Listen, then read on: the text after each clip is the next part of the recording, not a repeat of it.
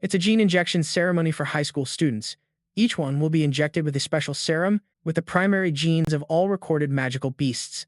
After the injection, they will absorb a random gene and awaken as a beast. The teacher warns them not to panic after the injection and to calmly accept the torrent of power. All the students feel overwhelmed by their new strength and can barely contain it. But when Gigi gets injected with the serum, absolutely nothing happens. He even gets a defective injection. One of the girls instantly laughs at our protagonist, but as soon as she gets closer to mock him, a strange sensation washes over him. Instead of a single gene, he receives an infinite monster template that allows him to acquire all the skills and traits of the beasts. His body is suddenly filled with a surge of energy and incredible strength, and his bully classmate is thrown several feet back, and all the other students are unable to stay on their feet. They are shocked by such power, as they all thought he was the ultimate loser, and now they are all at his feet. Just then, a voice is heard over the loudspeaker. All awakened students must report to the testing building immediately. It's time to analyze their magical beast genes and their martial arts levels.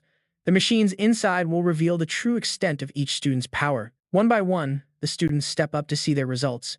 Shiny Yuan awakens a third-level lineage. The swift thorn insect grants him speed and strength, propelling him to the top of the class. Shu steps up next and awakens the rare ice demon dragon, a first-level lineage. The teachers instantly recognize him as the class favorite and a future champion. Then, Miss Lu is called. She awakens a Stage 4 abyssal sparrow lineage, powerful enough to destroy an entire city. Only grandmasters can withstand something like that. Meanwhile, Ji reviews the details of his own awakening again. He wonders why his beast is labeled with a letter rank, while the others are classified as Stage 3 or Stage 4 types. Something doesn't quite add up. Finally, his name is called. As the student body anticipates something big from our boy, he enters the testing chamber. Inside the chamber, a strong pressure emanates from Jige. The other students feel it immediately and start whispering. They think he's about to break through to the next stage, but when the results load on the machine, confusion spreads. Most of Gigi's data is hidden, only the basics are visible. His beast lineage appears as unknown. His martial level is listed as only Stage 3, martial disciple level. Murmurs ripple through the room. Of course, the students start laughing, mocking him for such a weak result. Some call him useless, while others scoff at the unknown beast label, saying it proves he's an average failure. After all, it seems Ji has figured out what's going on. His system doesn't work like the others. The testing machine can't recognize the monster template, infinite one he possesses, because it doesn't operate with stages or bloodline levels. He can improve his monster template infinitely by doing missions or accumulating reputation, and this is completely outside the standard classifications. That makes Yig smile, because his power isn't weak, it's just different, and once he meets the right conditions, he can obtain monster templates without limits. That means endless growth. If he plays his cards right, he can rise above everyone and become the king of monsters. A few days later, Yi requests to study from home. His teacher frowns, clearly skeptical. He assumes that Yi just wants an excuse to slack off, but Yi argues that he wants to get stronger and finally improve. He knows he's far behind the others, and that's why he needs extra time and highly focused training to catch up. The teacher warns him, even with awakened powers, he won't pass the entrance exam without a solid foundation. He suggests repeating the year and trying again next time. Instead of dooming himself to failure, Yi doesn't give up. With bright eyes, he begs for a chance. He swears his bloodline gives him what he needs to get ahead. All he asks for is the chance to prove it. Finally, the boy's sincerity dispels the doubt and the old man agrees to the request, but he warns Yi not to get his hopes up. Yi leaves the school and heads straight for the Anshan Warrior Center. As he walks, he reveals to us that he has over 1,000 in starting funds. After the accident, the insurance settlement and a mortgage on the family home provided him with the capital he needed. He now sees two very clear options: train like a warrior or find a way to improve his compatibility with the Mora template. That's when something catches his eye. The system shows that Demora has 3 compatibility points, 2 more than the standard template. This detail grabs his attention. He thinks about every possibility and comes to a single conclusion. The genetic serum he received before must have caused this. Somehow, it boosted his template and granted him 2 extra compatibility points. This changes absolutely everything. If serums can improve his template's compatibility, then focusing on acquiring serums could be much more effective than warrior training. This path is faster, cleaner, and much more suitable for someone with an infinite monster template. Encouraged by this revelation, Yeej heads to the Genetic Enhancement Center. He scans his student ID card at the entrance and goes inside. As soon as he sets foot inside, something catches his attention. The room is packed with very strong individuals. Each one is surrounded by a dark and heavy aura, an echo of the beasts they merged with. These are awakened warriors, and Yiga can feel it. Every one of them has already unlocked their bloodline.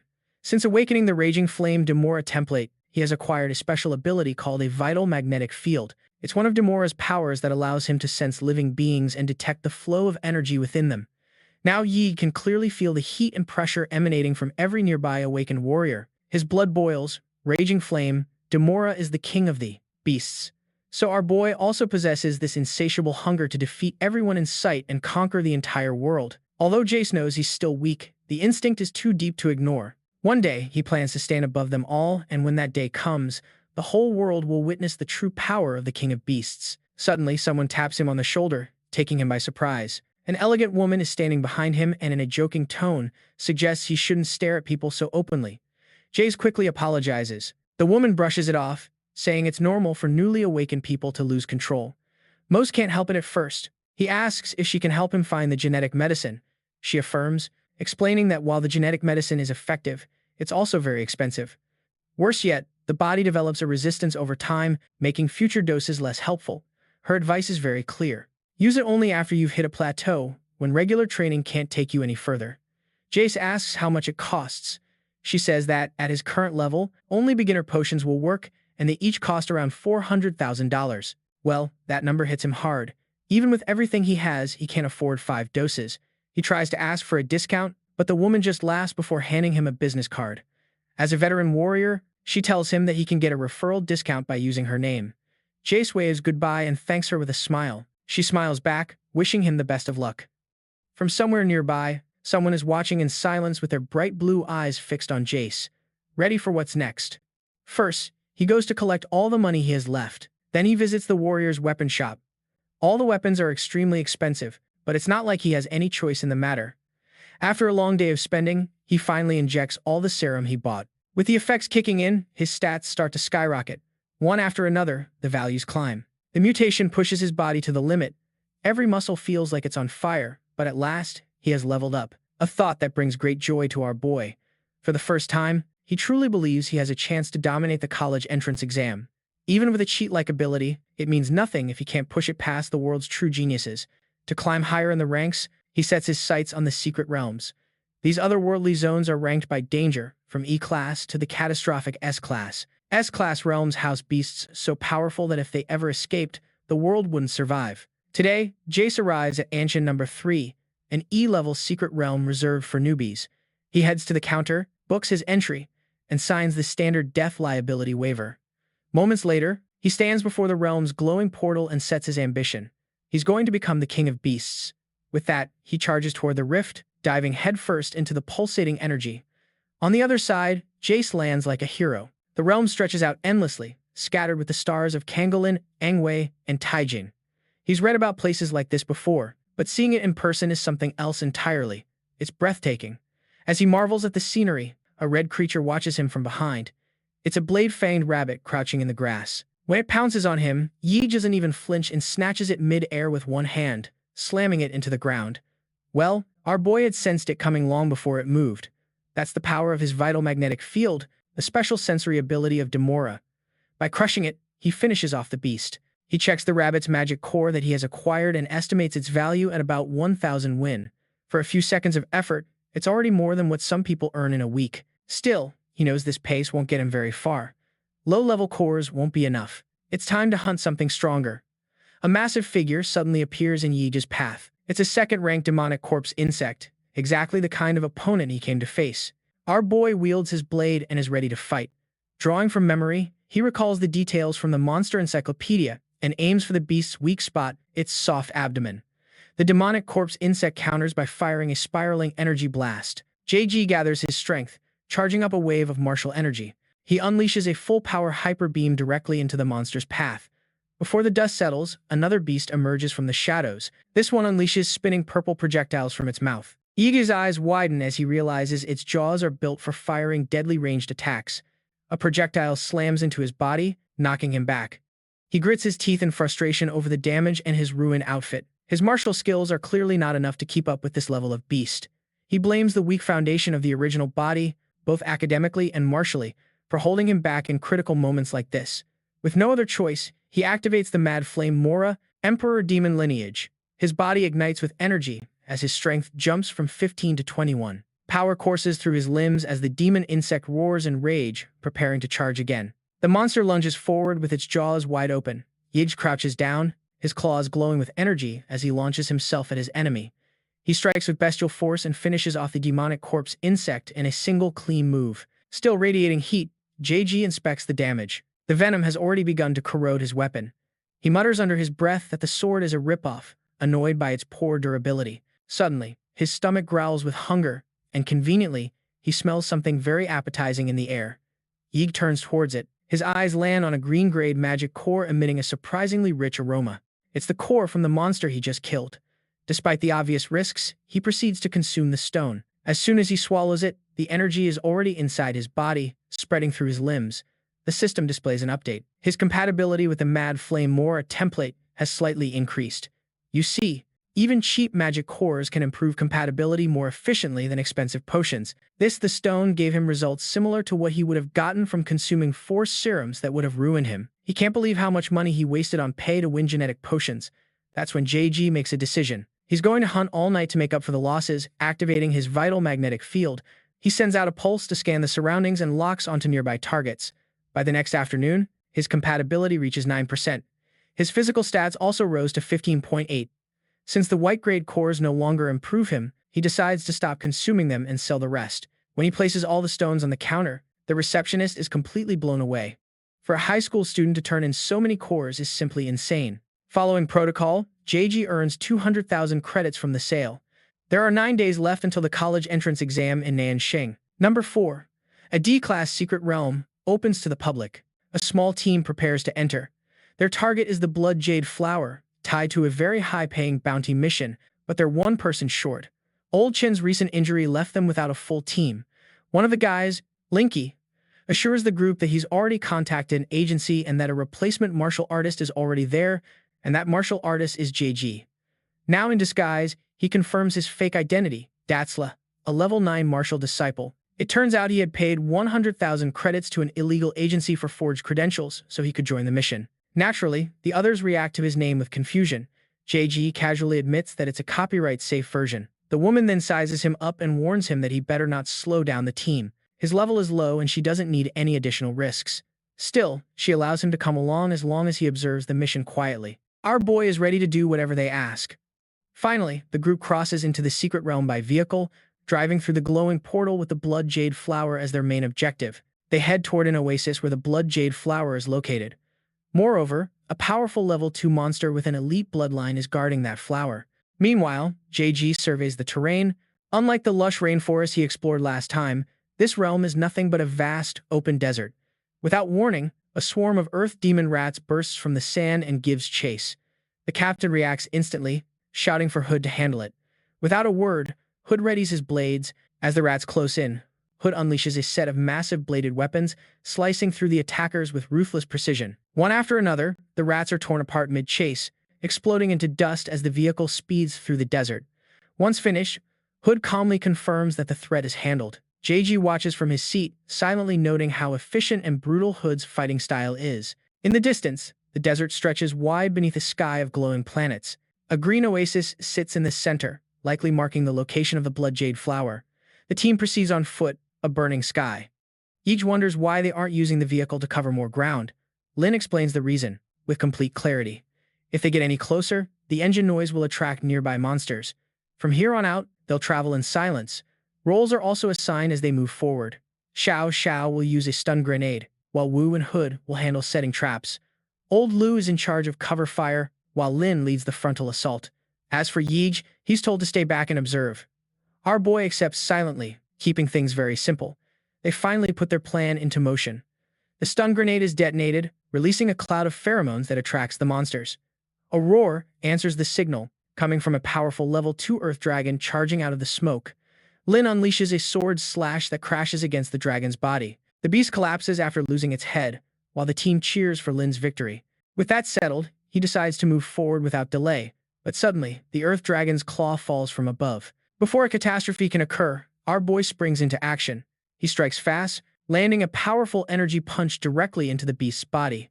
The impact shakes the ground with explosive force. The others are simply astonished, thinking that a martial arts rookie, just took down a level 2 monster with a single blow. Everyone celebrates this victory and praises the champion, while our boy brushes it off as if it were nothing. Lin holds up the dragon's core, confirming the victory. The team gathers to discuss the red soul essence harvested from the beast. Its power and value leave them in awe. The captain is grateful that they defeated the earth dragon and secured its blood. Before anyone can respond, a sharp blade pierces through the captain's back. It's Hood who has betrayed them. The team freezes in disbelief as Lin turns with pain in his eyes and draws his sword, demanding to know why Hood betrayed them. That's when a massive figure steps forward. He's bald, wearing a belt of skulls and a thick fur collar. It doesn't take long for Yi and his companions to realize it's Wopan. He's the dungeon thief who steals from martial artists their hard-earned loot. Suddenly, Lin starts to stagger because the blade he was stabbed with is laced with poison. He growls through gritted teeth, asking how the bald guy even knew the location of the secret dungeon. That's when Yi realizes the truth. There was hidden information embedded on the blades Hood used earlier to dispatch those hounds, planted with full intent. Seeing how sharp our boy is, Hood smirks and taunts him, telling him to stop courting death and go back to school.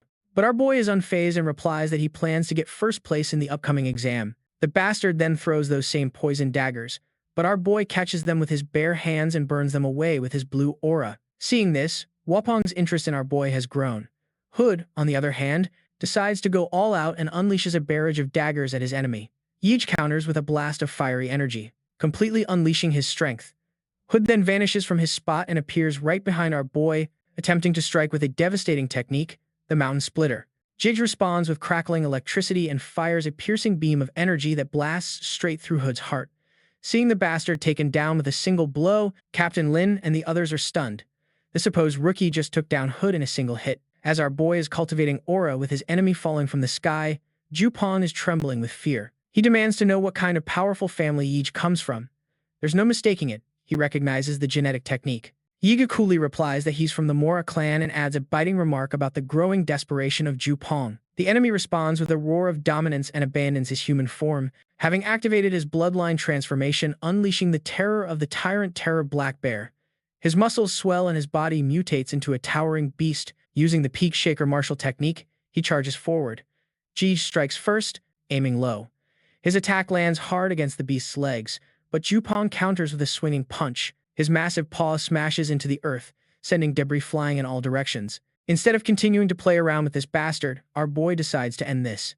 He channels everything into a single blow, the core-fused mountain-crushing fist. The technique helps him unleash a barrage of devastating blows, pummeling his enemy to the point where the bastard is no longer fit to fight. His comrades watch from afar, struggling to process and comprehend what they just witnessed.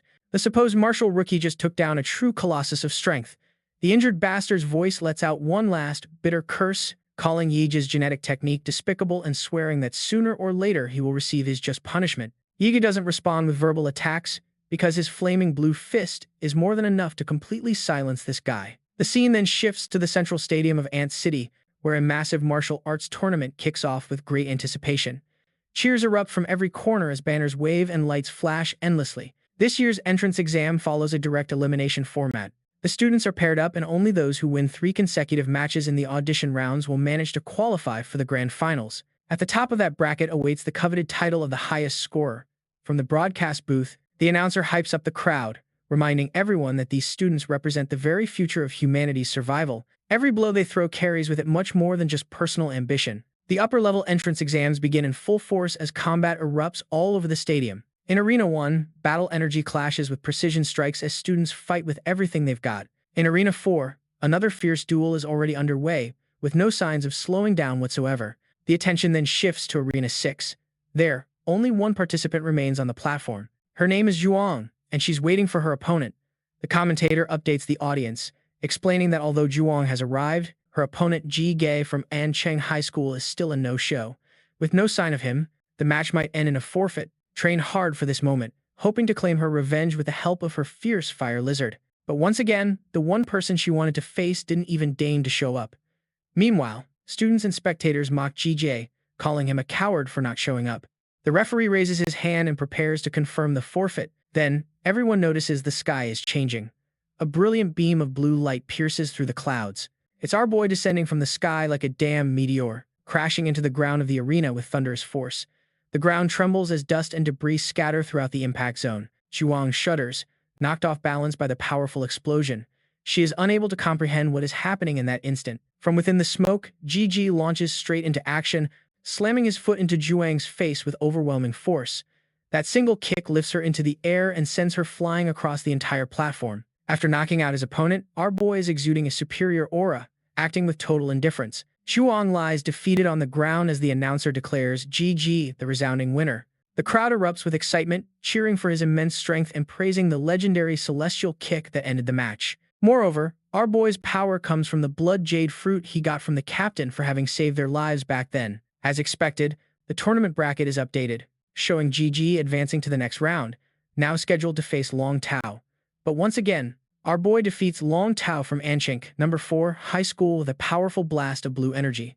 In the next round, Jige knocks out another opponent from a different high school, thus securing another decisive victory. The crowd celebrates his consecutive wins, shouting that he's become a one-kick Superman thanks to his unstoppable and amazing performance. With 3 victories under his belt, Jige passes the audition phase and advances directly to the 3rd round of the tournament. University scouts immediately gather around him. Each one tries to recruit him by offering praise and promising full scholarships.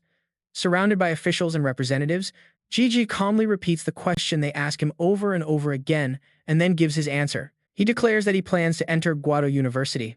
Some nearby voices question his decision, warning him not to be overconfident. Guado is one of the top martial arts universities, and getting in is no easy task, but our boy is clearly determined to prove them wrong and claim the top spot with his own strength alone. Shortly after, officials approach him. They ask how his cultivation stage jumped from the 3rd to the 9th rank in only half a month. Our boy tells them this story of amazing results was motivated by a secret realm, his father's final message. The shocking revelation leaves the crowd completely stunned. The news spreads quickly that Yi has already broken his genetic lock. The officials leave immediately to report the news. Yiga doesn't like all the attention he's getting. While other students prepare for their matches with family cheering them on, Yiga remains completely alone. He reflects silently, realizing there's no one waiting to support him, no parents, no friends in the crowd. The feeling settles in. He is truly alone, but it seems he's mistaken. His teacher sees the match on the broadcast and offers a small, discreet clap in Yiga's direction. Yiga enters the arena with full confidence for his next promotion match. His opponent is Luo, a strong fighter with an elite lineage and a powerful bloodline. The bastard taunts Yiga the moment they face off, but our boy remains completely composed. He knows the outcome will be decided by strength, not empty words. As the match begins, Luo activates his bloodline awakening and unleashes a martial technique, the Swift Lightning Claw. The attacker lunges forward with speed and raw power, trying to grab our boy's face with his gruesome claw. Yu stands still and only bothers to raise his hand to stop his enemy. He scoffs at the weak force behind this attack and begins to twist his arm, making Luo scream in pain as his hand is effortlessly crushed. Yi lifts him into the air and slams the bastard back down to the ground with brutality. The blow is so powerful it literally demolishes the arena floor and, once again, the announcer declares Yi the winner. Even the host is completely shocked. Luo was one of the top favorites in the tournament and failed to land a single blow. Online, fans explode with excitement. They praise Yija's calm presence and unbeatable strength, calling him a true master. In the stands, the crowd cheers for the one-kick man and names him a surefire, undisputed finalist. As Luo is carried away on a stretcher, a new rival watches him intently from across the arena, observing Yi with admiration and quietly declaring that he intends to face him in the grand finals. At Guadu University, the admissions office takes note and quickly orders a full investigation into Yi's background. Meanwhile, the matches continue in the neighboring arenas as the second group of candidates advances to the next round. Xiao Ling, known as the Queen of Hanking's second high school, enters the arena with all eyes on her. Opposite her stands Liu Qingzhu, the quiet and elegant figure known as the Unattainable Flower. Their rivalry is well known, and the crowd leans in with anticipation as the match prepares to begin. The referee blows the whistle, giving the signal. Xiao Ling charges forward immediately, throwing out a taunt as she closes the distance. Liu Qingzhu doesn't respond, instead activating a powerful and secret martial art. A massive wave of energy unleashes from her palm, shooting directly at her opponent. The impact lifts Xiao Ling off her feet and sends her flying through the air, but she quickly recovers and counters with her own skill, known as the Howling Gale Step. Liu lowers her stance and moves subtly with great agility. She creates a spinning energy field, trapping her opponent's hand in the air current trap. To finish off Xiao Ling, she launches a strike from her powerful primordial chaos finger technique. Seeing this, the announcer reacts with astonishment, announcing that Liu Qing has mastered a high-level martial skill, something very few students manage to achieve. Xialing immediately responds by activating her awakening transformation. The Shadow Claw Tiger King emerges from her bloodline. With its help, she manages to put distance between herself and her opponent. Now that she has revealed hers, she demands to see Lu Qing's true bloodline as well, the Abyssal Phoenix. But Lu Qing is unfazed, claiming she can easily defeat her without resorting to her Abyssal Phoenix potential. Of course, the Tiger Girl feels mocked. Her fury rises as she unleashes her full power. Lu Qing responds in the same way, activating the Lu family's secret art. The clash begins. Xialing attacks with the paralyzing kick of the fierce tiger, channeling all her strength into a single, devastating blow. Lu Qing counters with a brilliant surge of energy from her primordial chaos jade finger. The two techniques collide with each other. Energy crackles in the air as their powers clash with a great roar. No one in the stands can tell who has the upper hand at this moment. As the chaos begins to settle, Xialing stands alone in the dust, seemingly victorious, but something feels wrong. A sudden wave of pressure hits her before she can react. Her legs give out from exhaustion. At the same time, Lu Qing remains standing. The referee steps in and announces the results, and Lu Qing is declared the winner. The online spectators erupt in disbelief as the news spreads. Liu Qing has awakened a rare 4th-level Abyssal Phoenix bloodline. With the battles winding down, the tournament prepares for the top 8 drawing ceremony. Jige steps forward to draw his position and gets the ace slot for the next round. His opponent is revealed moments later, Shen, from the Qinfeng Private High School, who also enters Group A. Since they will fight in the second round, Shen suggests they stay and watch the first fight in the arena. Liu was on the ground, seemingly overwhelmed by his enemy. His energy control is sharp, precise, and built for high-level combat. Jige watches closely, realizing that the mysterious victor is actually his schoolmate, Chu Zhou. The principal of Qingfeng fumes as the school's representative falls in the first match of the top 8. Jige turns to Shen and asks how he compares to Luo. Shen responds confidently, saying he is the president of the martial arts club and that not even 2 of his peers together could beat him. He admits that our boy is the only real threat in this year's entrance exam for him. He describes him as a dormant volcano, hiding a terrifying beast beneath its surface. With no time to talk, Shen points out that it is their turn to enter the second match of the advancement tournament. The top 8 begins. Jige steps onto the battlefield across from Shen. The announcer declares the start of the round. Immediately, the two clash, their powers surging with equal force. The spectators fall silent, watching the explosive exchange of blows. Our boy isn't holding back. He's managed to make this bastard's nose bleed. Bastard. Shen then decides to get serious too and surrounds himself with a solid shield of martial energy. Jige maintains his focus, acknowledging Shen's power and preparing for what's next. His opponent finally makes his move, activating his clan's dragon martial art and summoning a flaming beast. The creature roars forward as Shen launches a devastating attack. Our boy doesn't even have time to react and ends up getting knocked into the air by a powerful blow. He coughs up blood as the force shoves him backward with violence. The impact also shakes the entire arena with a loud crash. That bastard then grabs Jige again and begins his relentless assault on the poor guy. After this brutal assault on our boy, the bastard is thoroughly enjoying himself. The emergency medics start running toward the stage, preparing for the worst after Shen's relentless assault. But then, the air shifts and something stirs deep on the battlefield. A massive wave of blue energy erupts from Yi, shaking the arena to its foundations. Our boy has almost transformed into his monster template, covered in lightning and scales.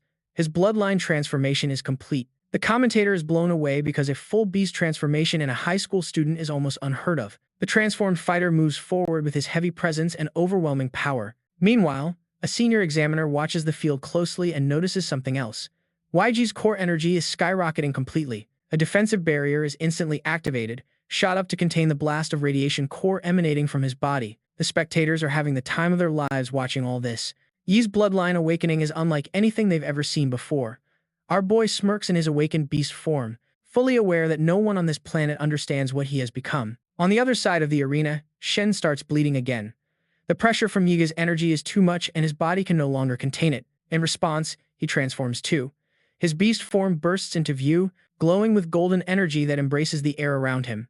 They both begin to charge their ultimate martial arts techniques. Our boy strikes first and obliterates his opponent's hand in the blast. It's clear who the winner is here, and our boy wants his opponent to realize it. Shen already begins to feel that Yi's strength has gone beyond control after his awakening. Our boy wastes no time and lunges again, unleashing a rapid barrage of blows, hammering Shen without pause. Both contestants continue to struggle, with Shen trying his best to get the upper hand, But at one point, he learns the hard way that he doesn't have a chance against this beast of a man. Before Ji lands a final blow, Shen surrenders.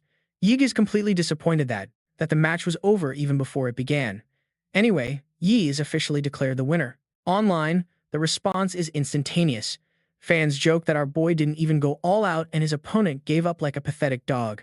Clips of the battle flood every platform and social media explodes with praise. Meanwhile, the principal explodes with rage over Shen's surrender. He threatens to cut off all support unless Shen pays what he owes. But Shen silences him with a single gesture. He grabs his shoulder and flatly explains that he surrendered to avoid permanent damage. He warns this fatso that strength isn't something you can control with threats. The principal remains silent for a moment and then nods quietly, clearly shaken by the intimidation. The four finalists of the tournament are finally announced and Yi's school dominates the board, securing 3 of the 4 available spots. Their principal can't hide his excitement, already imagining promoting Yi's master for raising such exceptional kids. Meanwhile, Yi steps up and draws his match assignment. Once again, it's Group A. Across from him, a powerful girl steps forward and draws the same. With that, the semifinal match is confirmed, Yi versus Luxing. Excitement erupts in the arena with fans chanting for what is expected to be the most intense battle yet. Luxing possessed divine phoenix powers. She had easily crushed a high-level bloodline user, which clearly explains that her power is overwhelming. The fans also revere Yi's Thunder Beast powers. At the semifinal venue, once both contenders step forward, the referee signals the start of the match. Our boy takes the initiative to start the show. Seeing his display of power, Luxing remains calm and composed. The only thing she hopes is that he is strong enough to push her limits. The commentator can't see anything due to the swirling dust, struggling to describe what's happening. Let's switch to our boy's internal monologue. He quickly realizes she's not just powerful. Her battle instincts and intelligence are far beyond most opponents he has faced. Understanding the risk of dragging out the fight, he acts first. His body ignites with flaming energy as he charges straight at her, launching an attack with all his might. Luxing surrounds herself with energy, preparing to counter as Yi closes in.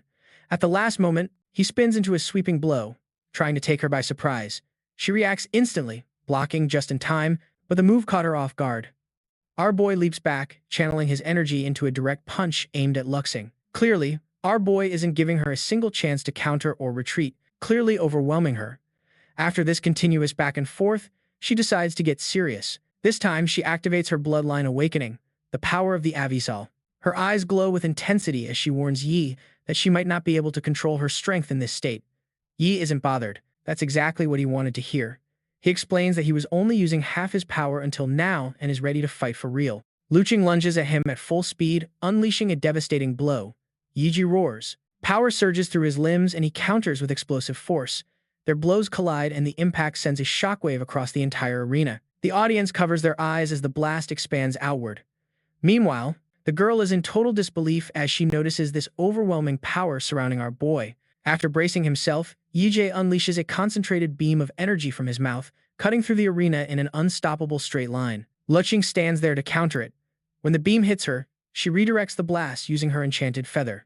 The energy scatters across the arena and some of it heads straight for the spectators, but a barrier absorbs the impact before it could hit the common people.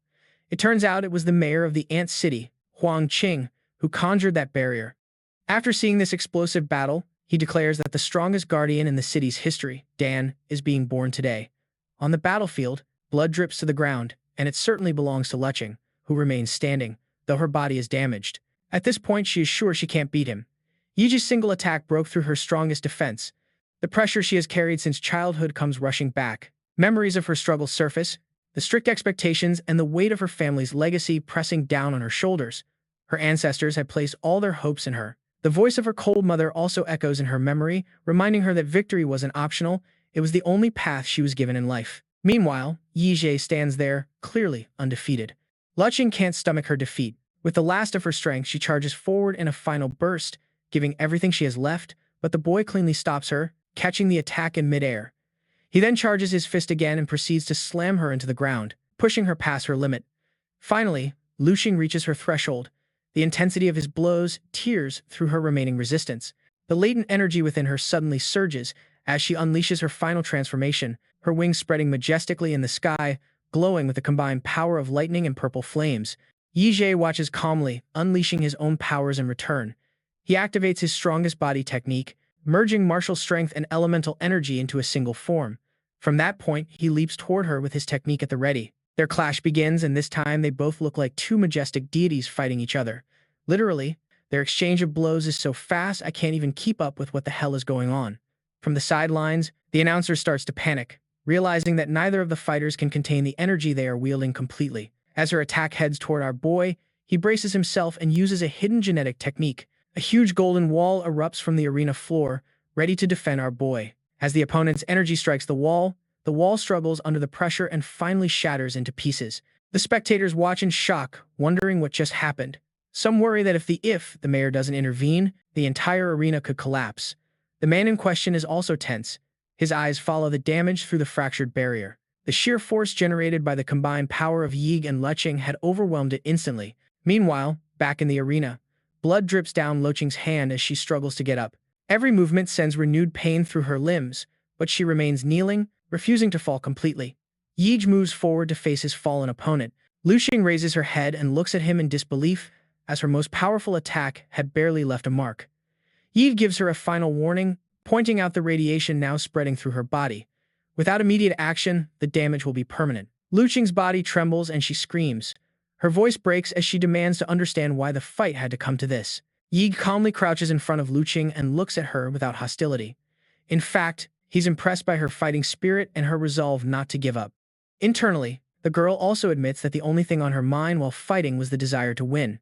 And above all, her desire to fight wasn't limited just to victory. In reality, she was thoroughly enjoying it. Our boy, meanwhile, helps her recover by giving her some of his mana. He reminds her that she was overthinking during the fight, which inevitably led to her downfall. So, on a good note, he wishes to fight her again in the future when she's at her best. With that, the battle ends and the announcer declares his victory in the first semifinal match. Shortly after, Chu secures his own victory with ease and advances to the final round. The final match of An Chen Hai begins. The arena fills with tension as Yige and Chu face off under the watchful eyes of the massive live stream audience. Chu unsheathes his gleaming sword, radiating an aggressive energy as he prepares to attack. Yige smirks in response, not worried in the slightest. Chu charges with his spinning slash, attacking our boy with 7-blade clones, while Yige gathers energy around him, preparing for a counterattack. When he strikes with his explosive fist against the opponent's sword, the blast of force sends shards and shockwaves in every direction. Of course, the impact of that blow was so strong that it forced Chu to comment on Yige's brutal approach. Instead of looking for the real sword, Yige attacks every clone in his path with sheer force. At this point, Chu is certain that none of his defensive strategies will work against this monster. Despite the setbacks, Chu decides to take another approach. Since close-quarters combat is not an option, he chooses to attack from a distance and wear his opponent down. Energy rapidly builds around him as he summons a giant and ferocious dragon, formed entirely of pure power. The dragon roars forward, charging at Yige with unstoppable momentum. Activating his bloodline ability, Chu unleashes the power of the ice pulse. Freezing energy floods the battlefield, spreading outward in a rapid wave. Jagged spikes of ice erupt across the terrain, creating an imposing mountain of ice that seals JG inside. Meanwhile, a light sweat forms on Chu's face, because the intensity of his power is taking a toll on his body. Moments later, the ice begins to melt. From deep within, a blast of golden and blue light erupts outward. A shockwave ripples across the stage as JG breaks free, shattering the mountain with overwhelming force. With the first attempt failed, Chu prepares to launch another ice-based technique, aiming a massive crystalline structure directly at our boy. Before it can even land a blow, our boy renders the attack completely useless. Still catching his breath, Chu asks what his chances are of winning this match. JG responds with a calm smile and dismisses the odds as barely better than a stray cat's. Like any sensible person, Chu raises his hand without saying another word and surrenders. The final result is announced. Yige is declared the winner of the final battle of Anqing High School. Cheers erupt throughout the stadium as Yige's supporters celebrate his victory. Standing tall in the center of the stage, he soaks in the energy of the crowd. His name echoes from every corner of the arena. City screens display his face, broadcasting the victory live as his popularity skyrockets. People begin to call him the strongest champion in the history of Anqing. The announcer steps forward and makes it official, declaring Yige the tournament champion. After 3 full days of intense battles, the title is. During the closing ceremony, a reporter approaches and asks him about his rise from the bottom. Yige responds, thanking his master for offering support during the toughest times. From the edge of the stage, the principal also calls out to him to show his appreciation. He announces a scholarship offer. Of course, Yige accepts immediately, expressing gratitude towards the school and the principal. Proudly, he also credits himself for the tireless work that made this victory possible. Shortly after, a new alert flashes on his system interface. Jige has unlocked a hidden system reward for claiming the tournament title. Later, he walks through the quiet stadium hallway, but the moment he steps out, a crowd erupts around him. Reporters, students, and camera crews rush in from all directions, overwhelming the hallway with lights and questions. Several female students pounce on him, showing suggestive pictures and asking strange, inappropriate questions. Caught off guard and unable to respond, Jige bolts out the doors, shouting that he has no time for any of that. He slips into the basketball gym, finally shaking off the crowd.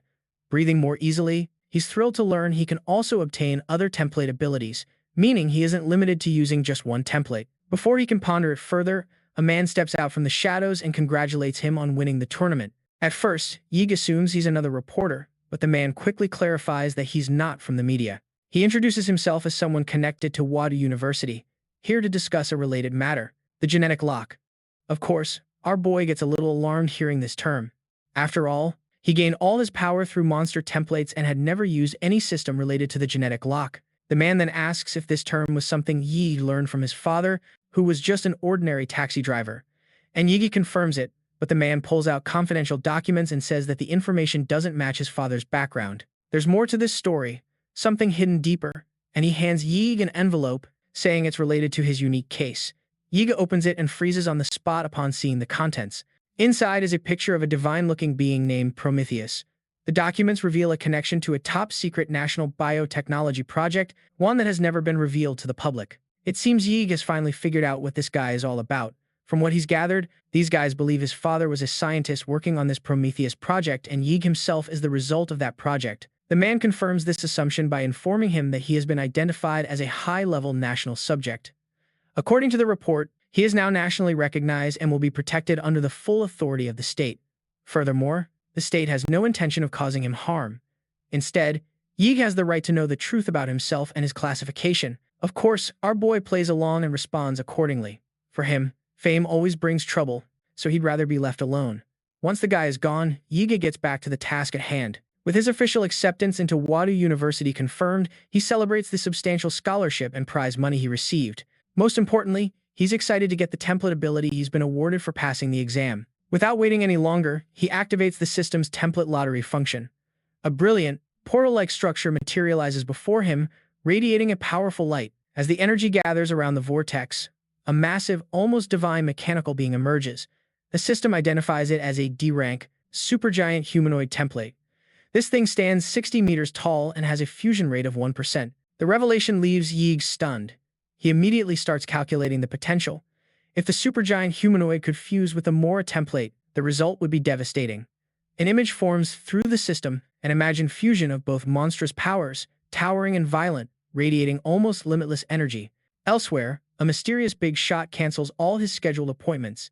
He simply states that private matters must be addressed. The guy this big shot is talking to is a researcher in a hazmat suit who reports that no one was found among the ruins. However, remains were recovered near the last signal location.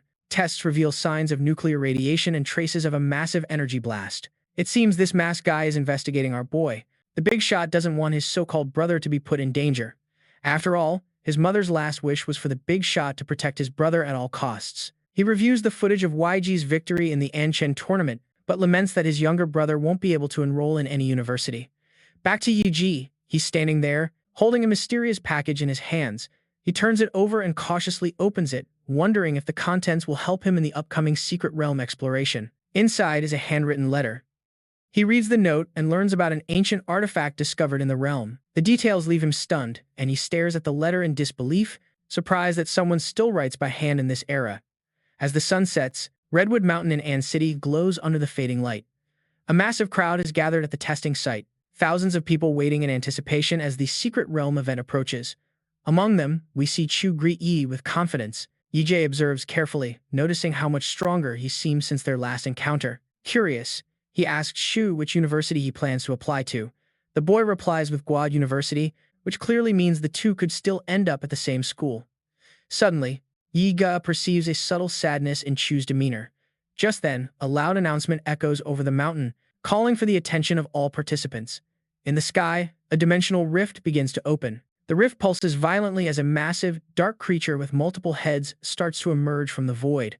Above Redwood Mountain, the monstrous beast looms in the sky. The participants, scattered across the battlefield, gaze upward, stunned by the creature's overwhelming presence. Amidst the rising tension, a red-haired warrior steps forward and rallies the group, ordering them to defeat the demon and charge into the secret realm. The combat is instant, with so many people charging at a single creature. At this point, the poor creature is already regretting its decision to come here. Inside the secret realm of Redwood Mountain, the participants are traversing the realm's terrain. As they walk, Jige detects a strong metallic scent in the air. From the edge of the forest, a swarm of demonic creatures emerges. Their twisted forms rush forward, charging from all directions. Immediately, an order spreads throughout the group. Take out the monsters first. Before anything else, the fighters respond without delay, and swords and energy blasts tear through the swarm. While the warriors are taking down monsters left and right, Chu is also doing his part, but just as he's about to be attacked by one of the monsters, our boy helps him out. Speaking of our boy, Chu looks behind him, only to find dozens of demonic beasts lying in a melted heap nearby. Their remains dissolve down to bone and smoke. He's in shock when he realizes that it's Yiga who killed all these creatures. It's revealed that he has been using large-scale nuclear radiation attacks, silently destroying the monster's cellular structures without a trace. The onlookers watching are shocked by the speed and scale of the cleanup. Some express doubts about that a high school student could be so powerful, but others remember the strength shown during the broadcast live stream this year, reminding them how exceptional the top candidates truly are. Jige and his team stand ready. Power radiates from their bodies as they hold formation. After the intense battle, the leader of the beast tide has finally been defeated. The remaining monsters have retreated, marking the end of the assault. Meanwhile, our boy went into Green Goblin mode and snatched up every stone he managed to find. Although he's not sure how he'll travel with all this luggage, his friend Chu lends him a ring that can help him transport the supplies. Just then, the powerful veteran warrior who defeated the beast leader returns. Relief spreads among the survivors upon seeing the big shot return. Without his intervention, the outcome would have been much worse. The big guy turns his attention to our boy and introduces himself. His name is Woosen, from the Silver Wolf group of An City. He directly praises our boy for his performance. He's so impressed that he offers him an S-rank contract to join his elite squad. The contract includes university backing and high-level benefits. Of course, the onlookers react with disbelief. After all, even the top university students rarely receive offers of this caliber. Before Yi can respond, a girl arrives riding a black flame beast. She teases Woosen for showing up so early just to hoard all the potential candidates. She then also invites Jige to her smaller organization, offering 15% of their monthly cultivation resources. Well, the deal is unusually generous, equivalent to a shareholder-level benefit, and, once again, the surrounding crowd reacts with astonishment, but Jige rejects both offers. Politely, he clearly states that he's not interested in joining any team for now. Despite the rejections, he shakes hands with both representatives, leaving the door open for future cooperation. With the beast tide repelled, Yi Hei and Chu get back to exploring. They leap into the sky, scouting the terrain from above as the forest stretches out below them. The two of them land on one of the enormous red trees, scanning the vast landscape. Suddenly, Chu spots something strange. In the distance, enormous beings rise up like mountains. While Chu feels a wave of apprehension, my boy gets excited at the sight of these huge giants. He then continues scanning with his life force radar, mapping the distribution of all living creatures in the area. Most of the forest pulses with life signals, but one area is completely blank. A vast section of the southeast appears as a void. This anomaly is so suspicious that he's sure there must be something big there. Where there's smoke, there's fire. Without hesitation, he decides to head to Street Lake. A while later, Jige suddenly finds Sister Yuli in the forest. The girl is here with two companions by her side. Jige approaches them, asking how long they've been inside the realm. Yuli explains that her team arrived recently and has been exploring the area around the lake. And suddenly, someone bursts from the lake's surface. The guy shouts excitedly that they found gold, claiming to have discovered something under the lake. He tells the others that ancient ruins lie beneath the surface. The group celebrates together. Yige, surprised by the energy in his voice, asks what kind of ruins would cause such a reaction. Shu explains that, within the secret realms, structures left behind by lost civilizations are known as ruins. These places often hide powerful knowledge, techniques, or ancient artifacts.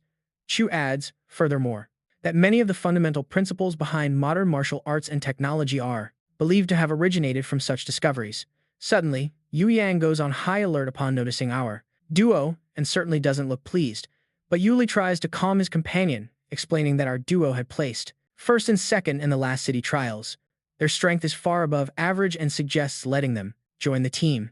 Yang eyes them carefully, then demands to know how the spoils from the ruins will be divided. Yi suggests that the rewards be distributed based on individual contributions. The more you contribute, the bigger your share. Reluctantly, Yang agrees to the temporary alliance, but leaves a warning not to step out of line. With the plan set, they dive into the water. Together, they swim toward the ruins, entering a glowing cave, lit by crystal formations hanging from the ceiling like icicles. The glow reflects off the cave walls, illuminating the team's path. They survey the chamber ahead and notice that the deepest section of the cave lies beyond a narrow corridor. Suddenly, Yu Yang realizes that his companion, Li, who was supposed to guard the entrance, is missing. Another companion assumes that Li might have gone ahead alone in search of treasure. Yang shouts Li's name, but gets no response. As the group moves forward slowly, Chu asks if any precautions were taken against potential monster threats in the underground area. One of the girls replies, saying that she and Li placed detection bombs near the ruins, but not a single monster has appeared. Doubts arise about whether they should continue, especially now that Li has disappeared without a trace. Yang angrily shouts that they must continue. Fortune lies ahead, and only cowards turn back. Those who fear risk can leave now, while the rest must press on. As expected, his statement silences the group.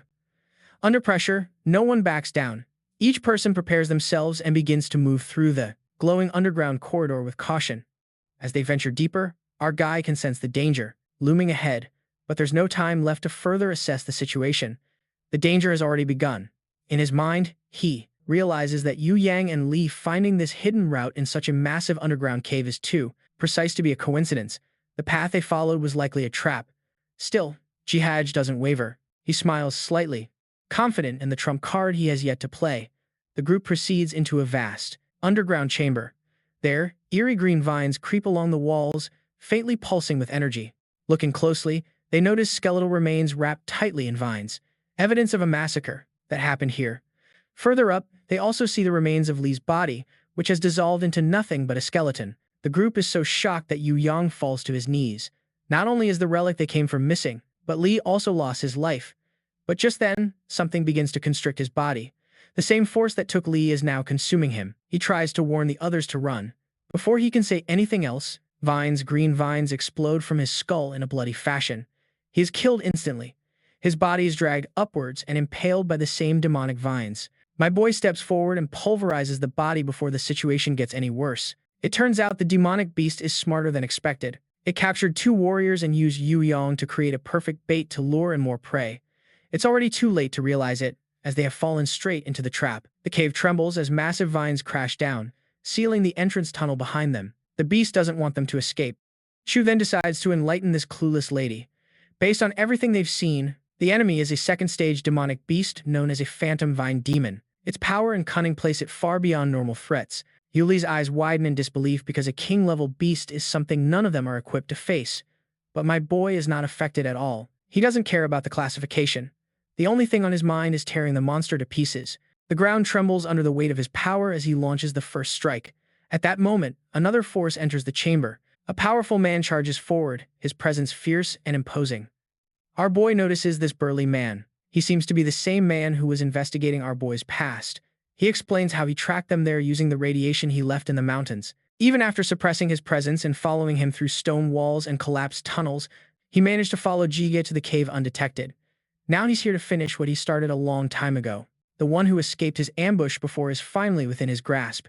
Jige looks at the furious man charging at him, casually feigning confusion about the attacker's identity. The man, screaming in rage, launches a reckless attack mid-charge, is suddenly entangled by a set of hidden vines that coil up from the ground. He realizes too late that he has entered the lair of the phantom vine demon. Panic replaces fury as he struggles, screaming that the demon is now attacking him, suspecting that it might have been Jige's plan all along. Jige reminds this brute that these vines have the ability to absorb spiritual energy and rage. The man then unleashes a massive blast of energy across the entire battlefield. Yuli watches the battle and spots cracks spreading across the cavern walls due to the high pressure. The structure is beginning to collapse under the weight of their combined power. She yells at the others to get out before the entire cave comes down. Jige focuses his energy and fires a spiraling blast toward the ceiling. The blast pierces through the rock, causing debris to fall. Amidst the chaos, Jige instructs Yuli and the others to escape while he holds back the monster. The attacker furiously roars in response, determined to stop him. Just as the enemy charges, a sudden blast of ice energy cuts across the battlefield. It's our friend Chu, who steps forward holding his sword firmly and blocking the enemy's path. The attacker scoffs at the defense, reminding them that he holds the rank of an 8th stage martial artist. But my boy doesn't care about those fancy titles. With his lightning-charged fist, he delivers a sudden blow. A fierce strike lands, a technique known as the atomic explosive fist. The explosion spreads in a flash of blue light, shaking the ground. After the strike, Jige turns to Chu and tells him to fall back, acknowledging the difference in rank. The opponent is powerful and Jige intends to face him alone. He steps forward, telling the others to leave the rest to him. A while later, everyone except our boy finally gets out of the lake, and Chu gets out too. Just as he worries about his companion, a massive eruption of blue energy bursts from the lake, and from the explosion emerges a massive mutant creature. It's a reference to Attack on Titan. Whatever it is, I don't care. But what I do know is that the bastard who was so full of himself has been completely cooked. A while later, Jige appears in his human form. He leaps from the lake just as his companions rush toward him. After sitting on the ground, he reveals that the guy who barged in was carrying a plasma bomb. Both that guy and the conceited monster died after the explosion, with their joint venture coming to an end. Both teams decide to part ways. He politely says goodbye to Yuli, promising to repay her support once they escape the secret realm. Now the two boys are on their own to go all out and collect as much loot as they can. After exploring together, they return and visit the appraisal center. G slams his bag on the counter. The receptionist warns him to be careful with the loot he has gathered. If it gets damaged, he won't get anything in return. He apologizes and calmly starts placing the bags on the counter. Each one is filled with resources. One after another, they pile up. By the time he places the last bag, the receptionist is looking on in disbelief, barely able to keep up. She hesitates before asking if he's finally done unloading. Jige smiles and tells her to start the calculations, adding that he still has many spiritual medicines waiting to be appraised. Shortly after, people gather near the center as they begin to recognize the rare herbs in Jige's possession. The crowd is completely astonished by their high value and rarity. Meanwhile, my boy is busy mentally organizing his inventory, planning to sell the lower-grade magic cores. After all the exchanges, his account receives a credit transfer of 27,000 yuan from the sale. My boy leaves the center, preparing to sell the appraised spiritual herbs next, but suddenly, a luxury car pulls up in front of him. An older man gets out, the owner of the pink pharmacy, and greets him directly. There, mentioning he heard about the herbs Jige brought in, he offers to buy them at a price above market value. Jige quickly realizes that someone from the appraisal center leaked the information, but he doesn't mind selling. The buyers came to him on their own, and the price is fair. After the transaction, the luxury car drives away, while the man reminds him to get in touch again next time he has more spiritual herbs. He checks his phone and sees that his bank account has received another deposit of a large amount of money. With the money in hand, he begins to plan his next steps. The standard supplements and low-level herbs from the market have done little to improve his cultivation. If he wants to get stronger, the next investment must be in power. The resources needed for significant breakthroughs are still out of his reach, but another option comes to mind, one that doesn't rely on wealth. He decides to pursue martial arts training. With that goal in mind, he sets off immediately. At Anshen's No. 1 high school, the doors to the principal's office open. Inside, a hot drink is served, setting the tone for a respectful and formal conversation. The principal kindly greets G, slightly surprised by his visit. G presents a small package from the pink pharmacy, clarifying that it's not a bribe, just a simple token of gratitude. With the principal flattered by the money, he explains his request clearly. Since he hasn't entered college yet, he can't ask his clan for help. He hopes the school can help him find a good martial arts master. The principal suggests waiting until he starts college, where proper training resources will be more easily accessible. But G insists he's ready to get stronger now and doesn't want to delay. The principal studies him for a moment and then agrees to make an exception. Recognizing G's drive, he decides to help and promises to make the necessary arrangements. The next afternoon, G wipes the sweat from his brow after a training session. His phone rings with an update, telling him everything is ready. He thanks the principal and asks which martial arts family is willing to take him in. When he hears the answer, he stops in disbelief. The Liu family of Ansheng has agreed to teach him their secret techniques. On the outskirts of Ansheng, a motorcycle zips down the road at high speed. The girl in the back is enjoying the ride so far. The driver looks like a playboy and is ready to show off even more power. Ahead of them is our boy, pedaling his bike fast enough to keep pace with the motorcycle. He warns the lovebirds to drive with caution because speed kills. Of course, the biker feels humiliated upon realizing that a cyclist is going much faster than him, so the reckless driver decides to go all out, determined to prove his dominance. He speeds up more than he should and leaves his opponent behind. Before the biker can feel proud of pulling ahead, our boy uses his powers and passes the bastard with a speed that no ordinary bike can match. The bikers stare ahead in disbelief, unable to process what they just witnessed. Moments later, G arrives at the gates of the Liu family estate. He takes a moment to admire the grandeur of the imposing structure. His radar has detected a group of powerful guys living here. From the entrance of the estate, a girl comes into view. Liu Qin greets him with a smile, but tenses up the moment he tries to tease her. She finally turns and starts walking away. Upon entering the mansion, Liu Qin announces the arrival of JG. At her call, her mother begins to descend the stairs to greet the young man.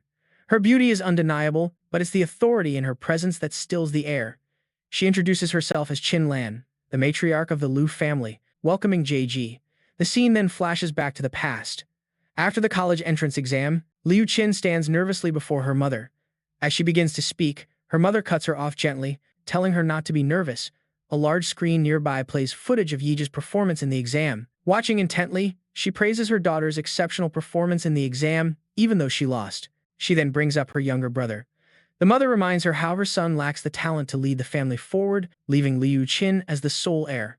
Similarly, she also acknowledges her daughter's worth, her intelligence, her beauty, her strength, making her their last hope.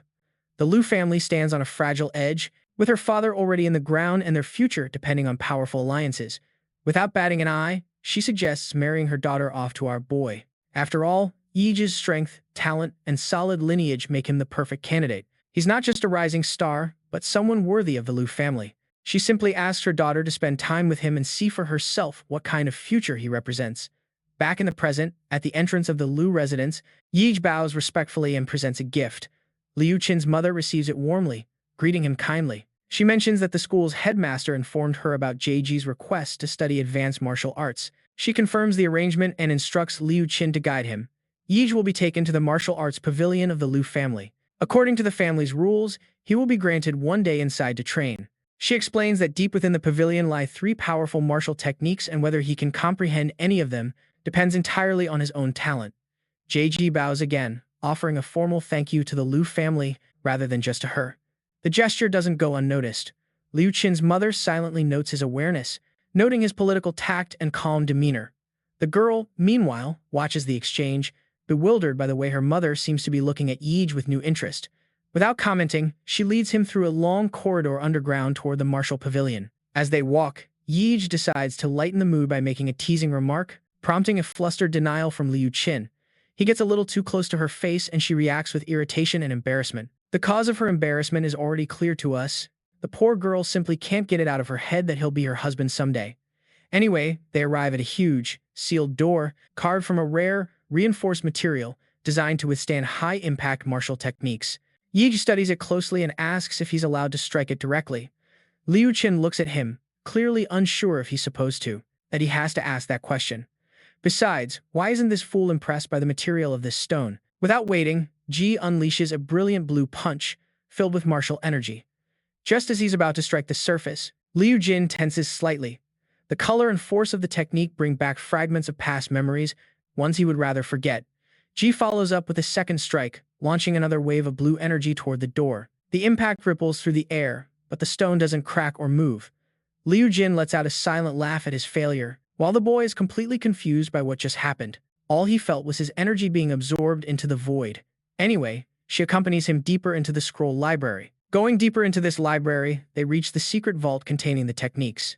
Before they proceed, he is told he can select any technique and unlock it using the identity card he was given. The girl also warns him that mastering a profound level technique in a single day is almost unheard of and advises him to start with something fundamental. And Ji responds with another casual joke, getting a hesitant and nervous response from her. Anyway, she enters the code and unlocks the secure vault where the techniques are located. As the chamber opens, we see small vaults containing the techniques. She further explains that learning Xuan Wan martial arts is all about feeling the martial rhythm within it. If he fails to sense it, then he won't be able to learn it. In short, Xuan Huang martial arts are living beings. It's not the martial artist who chooses the art, but the art that chooses its martial artists. A while later, Ji sits under a glowing statue. All he's supposed to do is absorb the light emanating from it. For context, we go back a bit in time to where the girl explains that Xuan Huang martial arts are not passed down through scrolls. Their transmission is tied to statues, sculptures, tools, and vessels. Any object capable of holding the imprint of the martial rhythm can store and preserve a technique. The legacy isn't written, but forged into matter. Liu Jin explains that only a true master possesses the ability to forge martial intent into a physical medium, transforming it into a durable vessel for transmission. So what happens next is entirely up to him. Returning to Ji, he stays for a moment and then lies down on the floor. Liu Jin watches from the monitor, completely unfazed by his antics. Inside the chamber, our boy realizes that this martial rhythm is a kind of spiritual world, and while inside, he doesn't possess his powers. The system even registers that he has entered a spiritual world. The statue behind him comes to life and reminds its guest that only those with true strength and will can master martial power. It demands proof, strength, resolution, and the courage to walk the martial path. To prove himself, the old man tasks him with guard duty, where he must protect this temple from the hundreds of ghosts that will roam the area during the night. The fall of water droplets marks the beginning of this important test. Immediately, ghosts, red demons begin to invade the area. As those bastards leap towards him, he channels his power, charging against the wave with his sword in hand. Our boy continues his slaughter, cutting down ghosts left and right, as if it were nothing. Meanwhile, the statue watches in silence.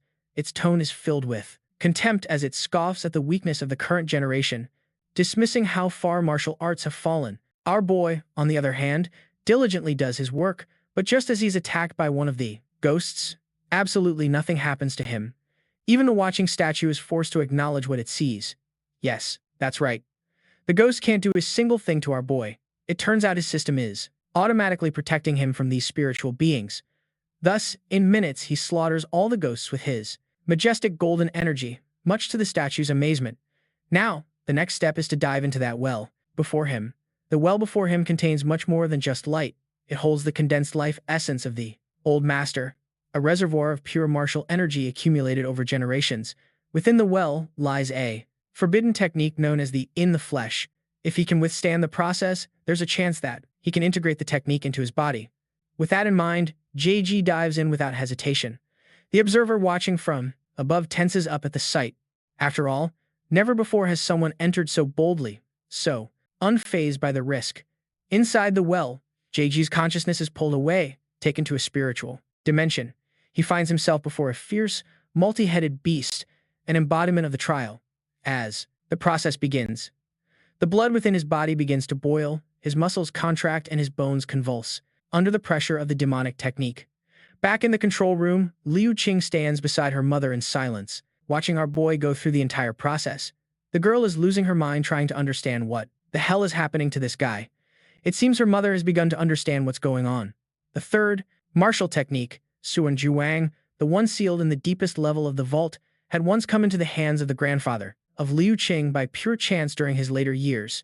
No one in the family had ever managed to master it. The technique required enduring an unimaginable amount of pain, and no one had the necessary guts of steel to master it, not even her own grandfather. If JG has truly chosen to bear the full weight of that technique, it means he possesses a will far beyond normal, and he must be ready to face whatever price it demands.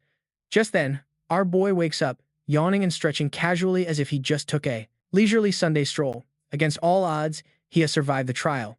He then turns to the statue and gives his thanks to the old man, directing his words to the ancestors responsible for creating the technique. Although his base stats remain unchanged, he confirms that mastering the technique has doubled his combat ability. Moments later, Liu Qing and her mother enter the room, still processing what they've seen, looks him right in the eye and asks if he really completed the technique. Jig responds with a casual greeting and confirms that yes, he did it. Of course, her mother is at a loss for words. The technique had defeated every practitioner in the family for generations, and yet Jig completed it in less than 1 hour.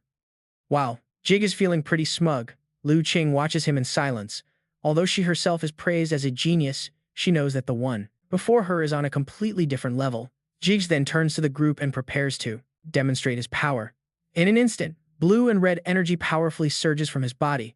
His martial aura erupts like a storm drawn directly from his internal martial world and transformed into pure force. Liu Qing senses something more sinister buried within that energy, a presence that carries the echo of trapped demons. As for her mother, she is visibly impressed and praises Jige's strength with great admiration. Not gonna lie, Mom looks totally hyped. Liu Qing then suggests that he use the rest of his time in the vault to study the remaining techniques. Meanwhile, the mother is disappointed in her daughter. Although she advises against the idea of her marrying our guy, she's handing over literal generational wealth for no apparent reason. But surprisingly, Jige refuses any more training, explaining that absorbing the last technique took a considerable amount of effort and he has other responsibilities to attend to. Liu Qing's mother accepts his response and instructs her daughter to escort him home. Before he leaves, she casually mentions a rumor about our guy arriving on a bicycle earlier that day. So, she offers to open up her garage so he can pick any high-end vehicle he likes. Remembering that, couple on that cool Hayabusa, Jige decides to get a powerful motorcycle for himself too. We then cut to that Hayabusa guy, walking down the road, having lost his bike in an accident. It turns out to be that pathetic brother of Liu Qing's that her mother had mentioned. Suddenly, a high-end motorcycle speeds past the estate entrance, kicking up a trail of dust in its wake.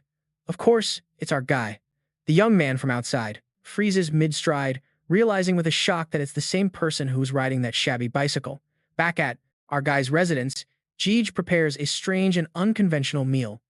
On the table is a bowl, full of glowing spirit crystals, arranged with sauce and chopsticks as if it were just another dish. He picks up a glowing blue shard and eats it first, treating it as casually as any other piece of food.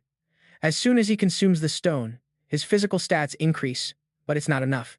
He decides to allocate all available points to the giant transformation template, going for maximum impact. Moving on, he picks up a golden demon core to consume, and as soon as he does, energy explodes from within him.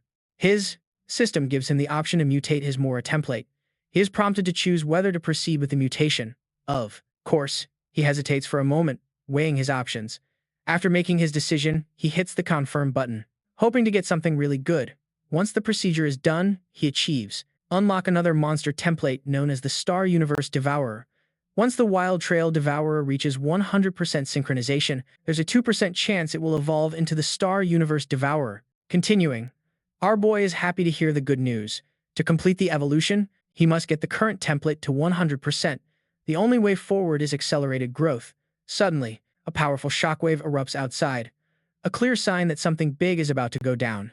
Right outside Yiga's apartment complex, dozens of police cruisers swarm the area as armed officers cordon off the perimeter and evacuate civilians. Suddenly, there's a knock on our boy's door. Yig knows that the original owner of this body didn't have any friends who would just show up like this, and there were no scheduled deliveries, so something is wrong. Just then, he spots a female intruder sitting right on the apartment window. She looks tall, cunning, and lethal. Although we don't know who this clown really is, she hints a bit at her intentions. Her original plan was simple, to hide an item in this apartment and alter the host's memory on her way out. But now that he has discovered her stealth, the situation changes. He will have to be eliminated. Our boy shows no fear. Instead, he takes a moment before dropping the line, asterisk, asterisk, she's already a dead woman walking asterisk, asterisk. Down on the streets, a group of officers clashes with a lone man named Joe. Even with all eyes on him, Joe tries to fight back. Getting cocky, he ignites the forbidden blood-burning technique, but the bastard is soon humbled when our boy drops from the air while fighting that strange woman. His nano-battle suit is now scorched black, which clearly means our boy is giving her a pretty rough time. It turns out these two freaks are accomplices, and the woman announces to her partner that she has hidden the item, so they must retreat. Before the police can contain the criminals, a smoke bomb leaves a dense white fog that floods the street, and by the time the fog clears, the targets have disappeared, vanished into the sewer system without a trace. Just when these two think they've finally managed to shake off the threat, our boy arrives. Yiji wants to know why the woman who broke into his home has yet to offer an explanation. Joe yells at our boy, demanding to know how he managed to track them when not even the elite forces could. But Yi doesn't owe them any answers. In reality, our boy was able to sense the nuclear energy the woman was exuding. When it's time to attack, he doesn't talk. Without further ado, he lunges forward like a missile. His fist is already in front of Joe. Once the punch connects, the energy rips through the bastard, slamming him into the concrete wall behind him, cracking it on impact as dust erupts in all directions. That woman, known as Jime, is left breathless after witnessing this horrific scene. Seeing Joe thrown like that hits her in a different way. To her, that shouldn't even be possible, and whoever trained this kid is not normal. Yeej takes the time to clarify that he is the Emperor's disciple, Wangle. Turns out the woman had never heard that name before. That's when that knocked out guy decides to get serious and transforms into this grotesque, otherworldly alien, boasting a worthy title of a 6th-level martial artist. This guy is a force to be reckoned with. Seeing a powerful opponent really brings a smile to our guy's face. Meanwhile, that busty woman tries to sneak up on our guy from behind, thinking that there's no way he'll see her coming. But before she gets close, our guy fires an energy beam without even looking in her direction. The force knocks her out of invisibility and sends her flying. Seeing that busty woman knocked out like yesterday's trash, her accomplice Joe decides to throw a devastating punch. Afterward, their fists clash in a thunderous impact. The enemy's attack output is tremendously high, and G can feel it. In the next scene, our guy is nowhere to be seen, much to his opponent's astonishment, but then he reappears in his giant humanoid form, intending to crush this bastard under the weight of his heavy blow. As soon as he throws the punch, you can only imagine what's going to happen to that poor guy. The busty woman watches in total amazement, regretting ever messing with our guy. This is way above her pay grade. She has no way to escape, leaving her with only one option: to fight to the death. With that in mind, she lunges at our guy and tries to wrap the humanoid's giant head with strings. This thing is a molecular threat extracted from nano armor, strong enough to cut through high-grade alloys. As soon as she tightens the threads, the humanoid's head disintegrates into nothingness. Just when she thinks she's won, a gigantic energy beam hits her out of nowhere, likely annihilating her into oblivion. Our guy then approaches that wounded bastard, who is completely bloodied and battered. Since he's going to die anyway, he decides to take Jige down with him. What that woman, Yao Jime, hid in her room is something called the Golden Gene. Now it belongs to our guy, and supposedly, he'll be a target for many because of it. So the death of Jige is inevitable. Our guy shuts this bastard's mouth with a solid kick to the face, killing him on the spot. Jay knows that reinforcements might be on their way and the amount of commotion he's caused won't go unnoticed. So he returns to his apartment, texting Liu Qing's mother, who is relieved to know the police didn't suspect him of anything. He then turns his attention to the Golden Gene, the same thing those guys were talking about. Looking at it closely, he notices a prominent emblem he'd seen before. It was in the Prometheus file that a man once kept. From what Jay can deduce, those two guys stole it from the laser bird and were being hunted while trying to escape. Now those bastards have passed their headache onto him. In the B-level secret realm, Swan Lake, deep in the inner zone, a squad of seasoned martial warriors is in the middle of a hunt. They've managed to corner and take down some blood wolves, while the team captain cuts open the blood wolf's stomach and pulls out the magic core. A low, ominous rumble erupts the forest. The ground trembles under the weight of countless monster footsteps, pounding like thunder, all running in the same direction. What they see next freezes them in place, an endless wave of beasts tearing through the forest and swallowing everything in its path. The highlight of this spectacle is a massive beast known as the Sovereign-class beast, Singwolf. Seeing the monster leading the chaos, the group of adventurers flees in a full retreat. With this tide of Sovereign-level beasts marching toward the city, the adventurers are sure that Ant City will not survive this. You see, high-level magical beasts almost never leave their own territory. That's why the Swan Lake secret realm had remained stable for so long. For a monster of that level to appear here meant only one thing: something was very wrong. The team of warriors is shattered, crushed by the weight of enormous rocks. Outside the secret realm of the Lake Swan, alarms begin to blare throughout the city. The people in the city freeze where they stand. A second later, the mayor's voice breaks through on the city-wide broadcast. A massive beast tide is advancing from the B-level realm of Swan Lake. Estimated time until breach, 20 minutes. The army has already been mobilized and all citizens are ordered to take shelter or evacuate. The mayor's broadcast goes out, calling on every warrior in the city to rise up and fight. Armed police immediately take to the streets to maintain order. Government agencies spring into action, trying to keep the city stable and calm as best as they can. Inside the mayor's office, he goes from one call to the next, doing what he can to delay the inevitable. As soon as his secretary bursts in with an update, he asks about the reinforcements. Who is sending troops? The answer is bad. This city isn't the only one under siege. Raids by beasts have struck multiple regions. Most cities are too deep in their own disasters to offer support, and those that are still holding on are locking down, building fortifications, and preparing for impact. His voice trembles as he asks about Guadu. Maybe someone from there, a warrior of Grandmaster level or higher, could be sent to help.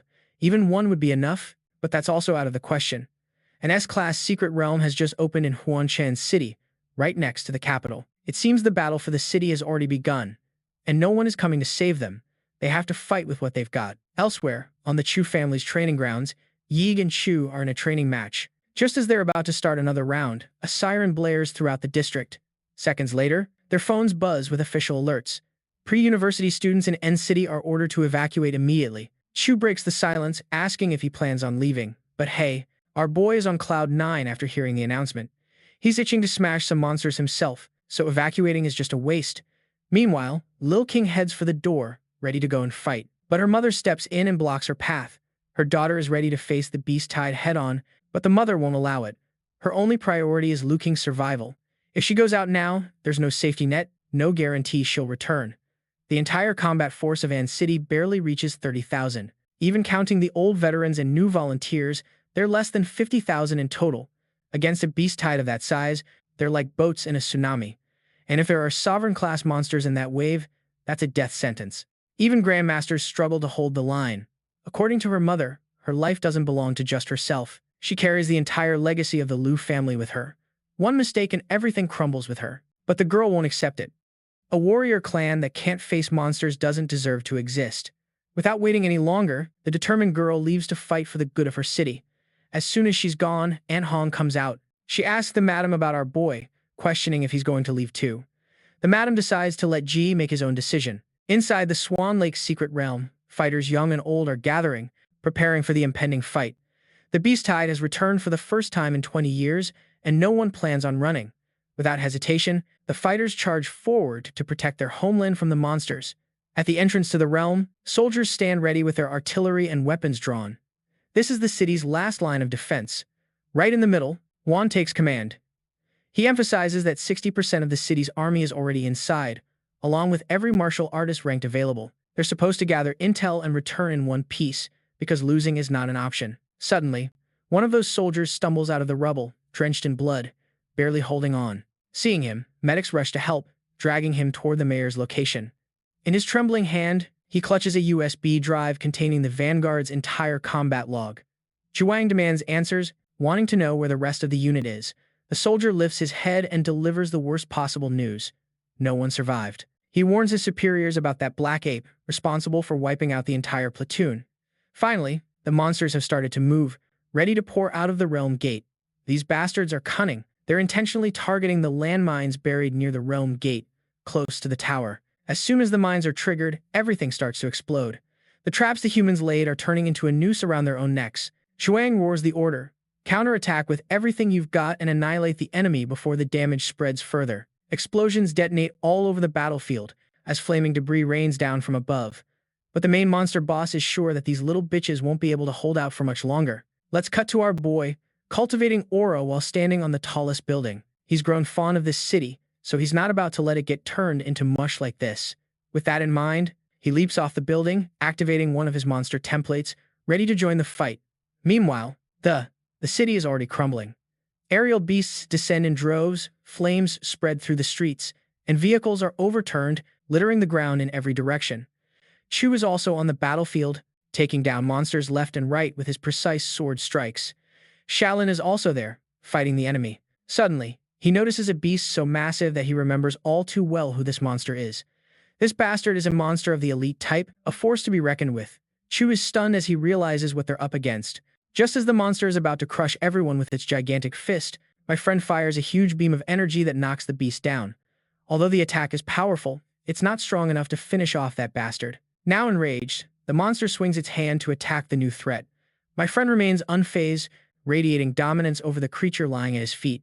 My friend's smirk is so evil that even the monster seems confused, like, what the hell is wrong with this guy? In a matter of seconds, my friend makes his move and unleashes an attack so devastating that the monster disintegrates into an unrecognizable pulp. From nearby, Chu and Shaolin watch in stunned silence. Jige turns to his friends and gives Chu an order directly to hold the line. Meanwhile, he heads off to support other areas, high up in the air. He begins to scan the area for bigger prey. Down on the battlefield, a monstrous creature resembling an elephant with spikes is causing tremendous chaos. The soldiers do their best to take it down, but the weapons are useless against this beast. A soldier throws his rifle aside and yells the order to switch to swords. With everyone now armed, these fools charge straight toward their own doom. As expected, not a single one survives. They all end up impaled on the elephant's spiky tusks, giving the monster a downright imposing and fearsome appearance. While the remaining soldiers argue whether to retreat or fight to their last breath, the elephant prepares to strike them down with its massive trunk. But before that can happen, the bastard is pierced by a blast of blue energy that kills it instantly. Of course, it's our boy who slams into the ground like a damn meteor. Meanwhile, on other battlefronts, the monsters have begun to retreat to a single location. The awakened fighting there are confused by the sudden retreat. A girl explains that the enemy isn't retreating. They're cornering YG from all directions. As for his introduction, YG is a top candidate who already proved his worth in the entrance exam. In this case, the guy with her suggests they can't allow the monsters to get to him. He proposes joining the chaos to help protect their top scorer. The martial artists of An City have another challenge they must overcome. A Lord-class beast has appeared and has set its sights on JH. They are prepared to protect the pride of An City no matter the cost. They believe they are the saviors of humanity and, as heroes, they must hold the rear guard, the only line that keeps the residents of the city safe and protected from the giants. Mayor Huang Ting is also protecting his people from within the city limits, using his signature Earth Vein seal. He's aware that his seal won't stop all the primal beasts and that his focus must be on eliminating the sovereign beasts. Suddenly, a monster climbs over the Earth Vein seal and leaps at him, but he reacts quickly and chars the low-level beast before it could even reach him. Once again, another giant appears, a fourth-tier mountain-crushing python, a Lord-class king species. This beast is the strongest mount of the blood-eyed black ape, and its arrival on the battlefield only indicates that the ape must be getting nervous. The beast unleashes the mountain-crushing Dominator Hammer, one of its special abilities to bury its opponent in rubble and debris. However, Mayor Huang emerges from the rubble unharmed and reveals that he already knew his enemy was good with Earth-type attacks. He then counterattacks with Serpent Wave Burst Martial, an attack just as strong, if not stronger than the last. This energy blast inflicts heavy damage on the beast, but it's still not enough to overpower it. The retaliatory attack enrages the beast to another level. As the beast prepares for another round, the mayor considers himself lucky to have obtained information on it. If he hadn't gotten it in time, the situation could have taken a much darker turn. Worse yet, if it had entered the city, defeating it would have been much more difficult. In a burst of fury, the mayor unleashes a flurry of blows against his opponent, but his enemy already has something to counter his attack. The mountain-crushing python grows spikes all over its body, making it practically impossible to penetrate its defense. Things go from bad to worse when another beast attacks from the shadows. It turns out to be the blood-eyed black ape, and it was hiding inside the stone spike. The ape is not satisfied with how this battle between the mayor and its minion is unfolding. To show how insignificant humans are, it crushes the mayor with its bare hands. Acknowledging Mayor Huang Ting's capabilities, the black ape claims to have confirmed that there are no strong martial artists left in An City, which means it can kill everyone without restraint. However, Mayor Huang Ting will never let that happen. He launches Blade Wind Tempest to stop it, but the enemy dismisses his actions as useless, declaring that his death is inevitable. The ape further adds that it no longer has a natural enemy on this field. This has become a game for it. It wants to make humanity drown in fear and despair. The Blade Wind Tempest unleashed by the mayor makes no difference. The caster himself admits it was fast, but incredibly weak. On his second attempt, the mayor does the exact opposite. He launches a powerful attack, but it's so slow that the enemy dodges it without even breaking a sweat. After the mayor's multiple failed attempts, the ape decides to show its full strength. Once it closes the distance between them, it throws a punch that the mayor surprisingly absorbs it like it's nothing. John King gives it a fearless look and angrily tells it that it has miscalculated things because it's an arrogant beast. The mayor lifts it into the air using his forbidden blood technique. This is the moment when the beast discovers it has been lured into a formation that its enemy had prepared beforehand. To end this fight, the mayor unleashes the Earth Vein seal, but it's several times more intense than the ones he had shown before. The ape admits that its enemy plans to bury it underground, which sounds naive to it. It lets the mayor know that the moment he falters it will annihilate every human here, smiling. The mayor shows the surgical scars on his chest, revealing that this isn't a backup plan, but an anthem to humanity and courage. He then starts beating his chest where his heart is. Confused, the enemy asks him what he is doing. He reveals that he buried An City's only nuclear warhead under the battlefield before this war escalated. The detonator is implanted in his heart, and if it stops, lava detonates. However, the enemy assumes he's lying because no one would bet their life on something like that. The mayor states that as the mayor of An City, he would never back down from this. After all, he made a promise to his people that he would serve them. Now, with his life flashing before his eyes, he feels he has done enough. He finally closes his eyes, embraces death, and stops his heart, triggering the detonation of the nuclear warhead. The explosion is so incredibly massive that the martial artists on the front lines hear it loud and clear. Before this explosion that gave birth to a towering cloud, the martial artists receive an evacuation signal. Now, witnessing the end of the battle, they stand in complete silence. The warhead's explosion wiped a huge portion of the city out of existence. The mayor gave his all to achieve this, But not even destroying a large part of the city was enough to kill the evil black ape. The black ape begins to regenerate, and after twisting and reshaping itself, it transforms into something even more terrifying. Although it was far from full power, it couldn't believe that it had almost been eradicated by a human. Enraged, it decides to slaughter the last person in the city in the most brutal way. However, its fight with the mayor has weakened it, and since it cannot continue, it decides to return to the domain of sin, the realm where the beasts come from.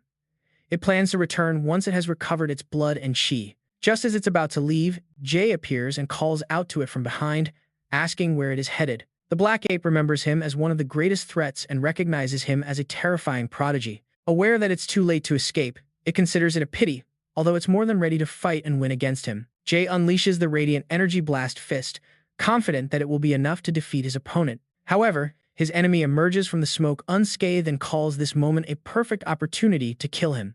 The top scorer tells it that if it had taken the chance and escaped, it would have survived his mini-nuke, but now it can't evade what's coming.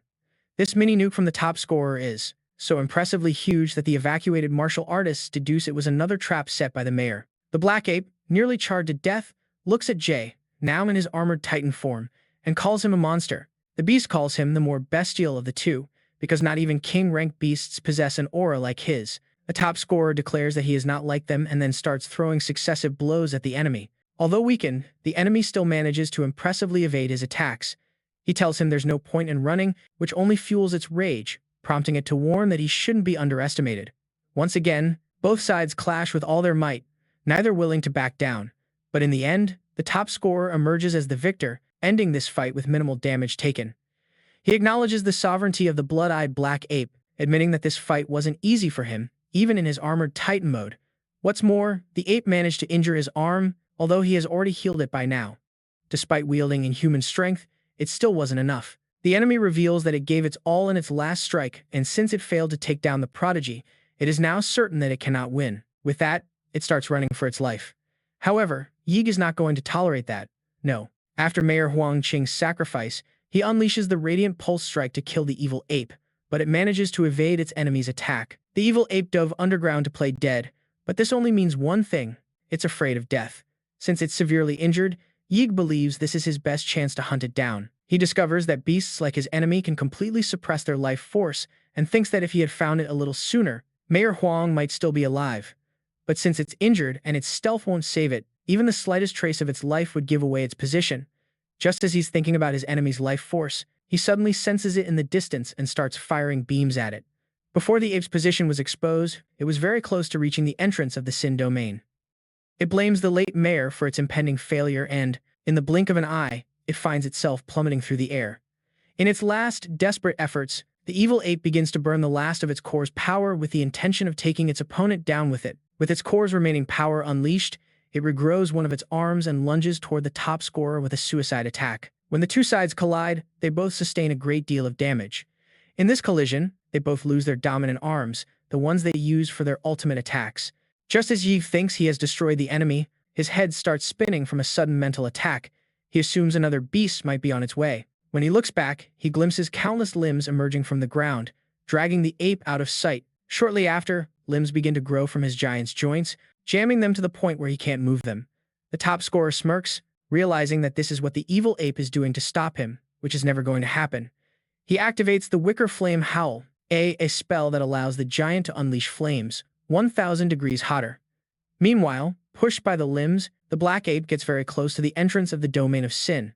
However, despite having come this far, it still hasn't escaped death as the flames are closing in. It panics upon seeing literal death following it, and at that critical moment, the limbs carrying it toward the entrance of the domain of sin begin to merge to form a face. Shortly after, these limbs transform into a colossal creature with feminine features, and upon witnessing such power, it wonders if it's seeing another sovereign. If this is its true form, it thinks it will be finished in a second. This newly emerged sovereign opens its eyes and shrieks so loudly that the scream echoes in its enemy's head, even as it has silenced the giant servant's auditory system. Yig is consumed by rage. He can't just stand by and watch the monsters leave after everything they've taken. He reverts to his usual crazy self. He gives the sovereign an obscene gesture and then detonates a nuclear warhead. The explosion is so immense that it fractures the secret realm, leaving the martial artists outside the battlefield doubting the mayor's victory. Although they know the odds are against them, they still cling to hope. The invasion of the secret realm was stopped. The martial artists swept through the city, eliminating every last remaining beast. And City won, but at the cost of 80% of its protectors. Later, when he wakes up at the site of the nuclear detonation, he realizes he's lost track of time. He remembers concentrating all his nuclear power in his core toward the giant servant for that massive explosion. But the atmosphere here is still ravaged by radiation and the remnants of atomic force. This battle was a bloodbath. He had to blow himself up several times to finish this job before that brute could drag him back. He admits he was no match for a sovereign-class beast, not even when he had the infinite monster template activated. He believes he got lucky. He emerged as the victor because he had time, terrain, and luck on his side. With no idea when he'll unlock his next template or if it will be gold level, he admits that the Stellar Thunder Titan template is still his best option for his maximum combat power. To achieve this, he needs high-grade plant-type monster cores that are compatible with the fusion template, especially blue, purple, and gold ones. Additionally, he's also thinking about mastering one martial arts. If his template can adapt to the martial rhythm field, body refinement is key.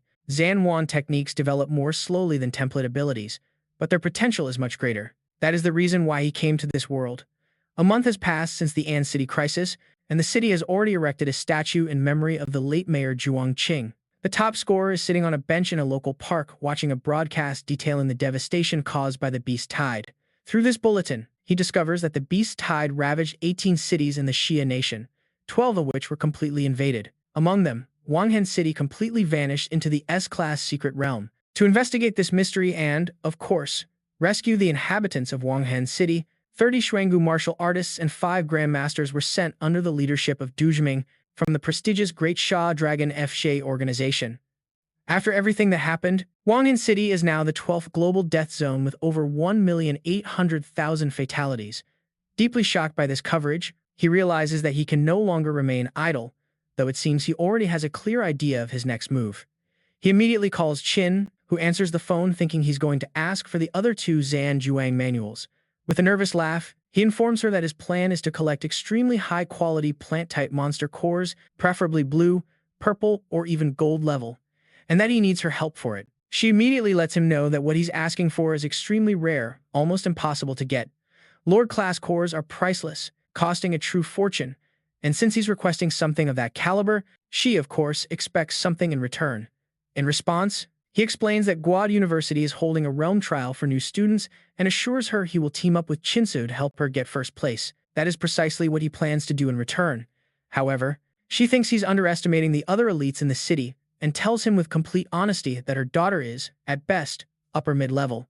Furthermore, she's convinced that even if he defeated her in a fight, he is far from being a monster himself. He assures her with total confidence that he is the right person to restore the Liu family's legacy. Surprisingly, he seems fully aware that this is the real reason she has been supporting him. She finds this offer quite amusing and agrees to help him. Later, he arrives at the hospital to visit his friend. After pushing through the crowd, he finally gets there. A large crowd surrounds his friend, who is completely covered in bandages and starts to sob about his pitiful and miserable situation. At that very moment, a complete stranger suddenly greets him. Not recognizing him, the stranger formally introduces himself as Liu Shan, who turns out to be his first opponent in the tournament. The top scorer is completely stunned when he notices Liu Shan's amputated leg, but the young man asks him not to look at him with such pitiful eyes, assuring him that his leg is not completely lost yet. In the worst-case scenario, he could undergo regeneration surgery or, failing that, get a state-of-the-art combat prosthesis. Seeing how incredibly optimistic he is, despite having lost it, he considers him a true and authentic warrior. Meanwhile, a fighter named Liu also receives an invitation to Guad. Seeing how his 2 main rivals receive an invitation, Liu Xuan feels deeply annoyed and frustrated for not having been invited as well. Before the registration date, Jige recalls a monster to ensure that his recent fight with the blood-eyed cloud ape was successful enough for him to abandon his training. He ignores it and finally lands on the train at high speed. Feeling his presence even before he landed, the carefree martial artist acknowledges with a slight smile that his friend has become even stronger once again. As he boards the train, he realizes that this is in fact his first stop since he transmigrated to this world. With those words, he bids a final farewell to Anner City. His best friend explains the awkward situation, telling him that he absolutely must stay. He explains that these are the best fighters from different cities in the Xia kingdom. He details that this train was specially manufactured, implying that he is able to find a few powerful individuals on board, none of whom would have been able to withstand more than 5 of his moves. The professor and students in the cars immediately notice something is wrong. Everyone on board begins to enter a state of widespread panic. Some speculate that this could be a test. JG was about to take a nap, having strongly suspected this would happen upon his arrival. His desire was to rest and relax near the entrance of the front car. However, a menacing threat appears that cannot be postponed for another minute. A violently injured person informs JG that the first 3 cars have been completely consumed by a dimensional space. The enemy is using a terrifying field to drag people into a separate space, further complicating the situation where battles can't be fought normally, and he warns of the gravity of it all. He stresses to those brave enough to listen that the situation is absolutely serious. As soon as Shinan finished mentioning that he has a first-year student at the front who is strong enough, he demands proof. Exasperated by the situation, the young man claims to be the only surviving student. Looking at him closely, the coach asks him how he knows this. He says a girl is leading the defense and entrusted him with a message, demanding that under no circumstances should he advance. He shockingly reveals that she took a blade for him and was gravely wounded. He claims he will fulfill her last wish and ensure that he survives. Before he could say anything more about last wishes, the top ranker strikes him. She hasn't even died yet.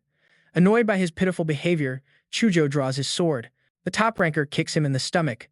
Immediately after, he gives him a first blood pill. Once that's done, he tries to inspect the first year, shining a light on him without delay to rescue Chujo, and in no time at all, they reach the entrance to the dimensional space. Just as the first-year student had mentioned, he doesn't waste a moment and jumps directly into the portal along with Chujo. Once he manages to enter the dimensional space, he starts to feel quite unwell. However, what seems to worry him more than anything is the fact that he can't see his friend anywhere. He has simply disappeared. Despite this situation, he continues to move forward and soon finds himself in the middle of a city completely in ruins. Realizing he can't use his vital sense, hidden in the depths of the city, the artists who are still amazed wonder what great, sharp edge, very worriedly. But the enemy takes his nuclear fist head-on without showing the slightest sign of flinching. The enemy counterattacks by stabbing him with its weapon, which however proves completely ineffective due to Ige's amazing super regenerative ability. He smiles confidently, surprised by the effectiveness of the saber weapon, able to cut through his defense as if it were going to get stuck and block the enemy's jaw. Inside the corpse, he discovers a pendant and wonders if it's a trial token. He must, managing to rip its head off. In a way, it was incredibly sharp, yes, but only until the chi imbuing it completely vanished. Curious about the pendant he just discovered, he assumes that his main task is to hunt more enemies with pig masks and snatch their pendant objectives, to detect the enemy's presence when the battle scenario truly begins. It happened so fast, he couldn't see the powerful being's face and is now very curious. Quickly closing the distance, he confirms that it is indeed a rabbit-themed mask, following the zodiac pattern. When Jay tries to attack again, the enemy cleverly outmaneuvers him by changing its trajectory in mid-air, deflecting his path and striking just as an opening presents itself. But at that crucial moment, an imposing shield of an ice wall suddenly appeared before him, trapping the rabbit-masked enemy between the ice walls. Chujo leaps forward, but the adversary dodges the attack effortlessly. The rabbit-masked foe tries to counterattack just as his ally attacks from the side and crushes it in the palm of her hand. A few minutes earlier, a group of survivors hidden throughout the ruined city is wondering what's going on. One thinks that whoever caused the explosion must have just entered. She has only heard of such prominent names as Yis from Madu, Lanusi from Chengdu, and Xin Shen from Liuli Island, who have already begun hunting the evil masked ones, which is quite incredible to believe. Furthermore, she is convinced that the first-place spot this year will undoubtedly come from that select group. That's how powerful they are.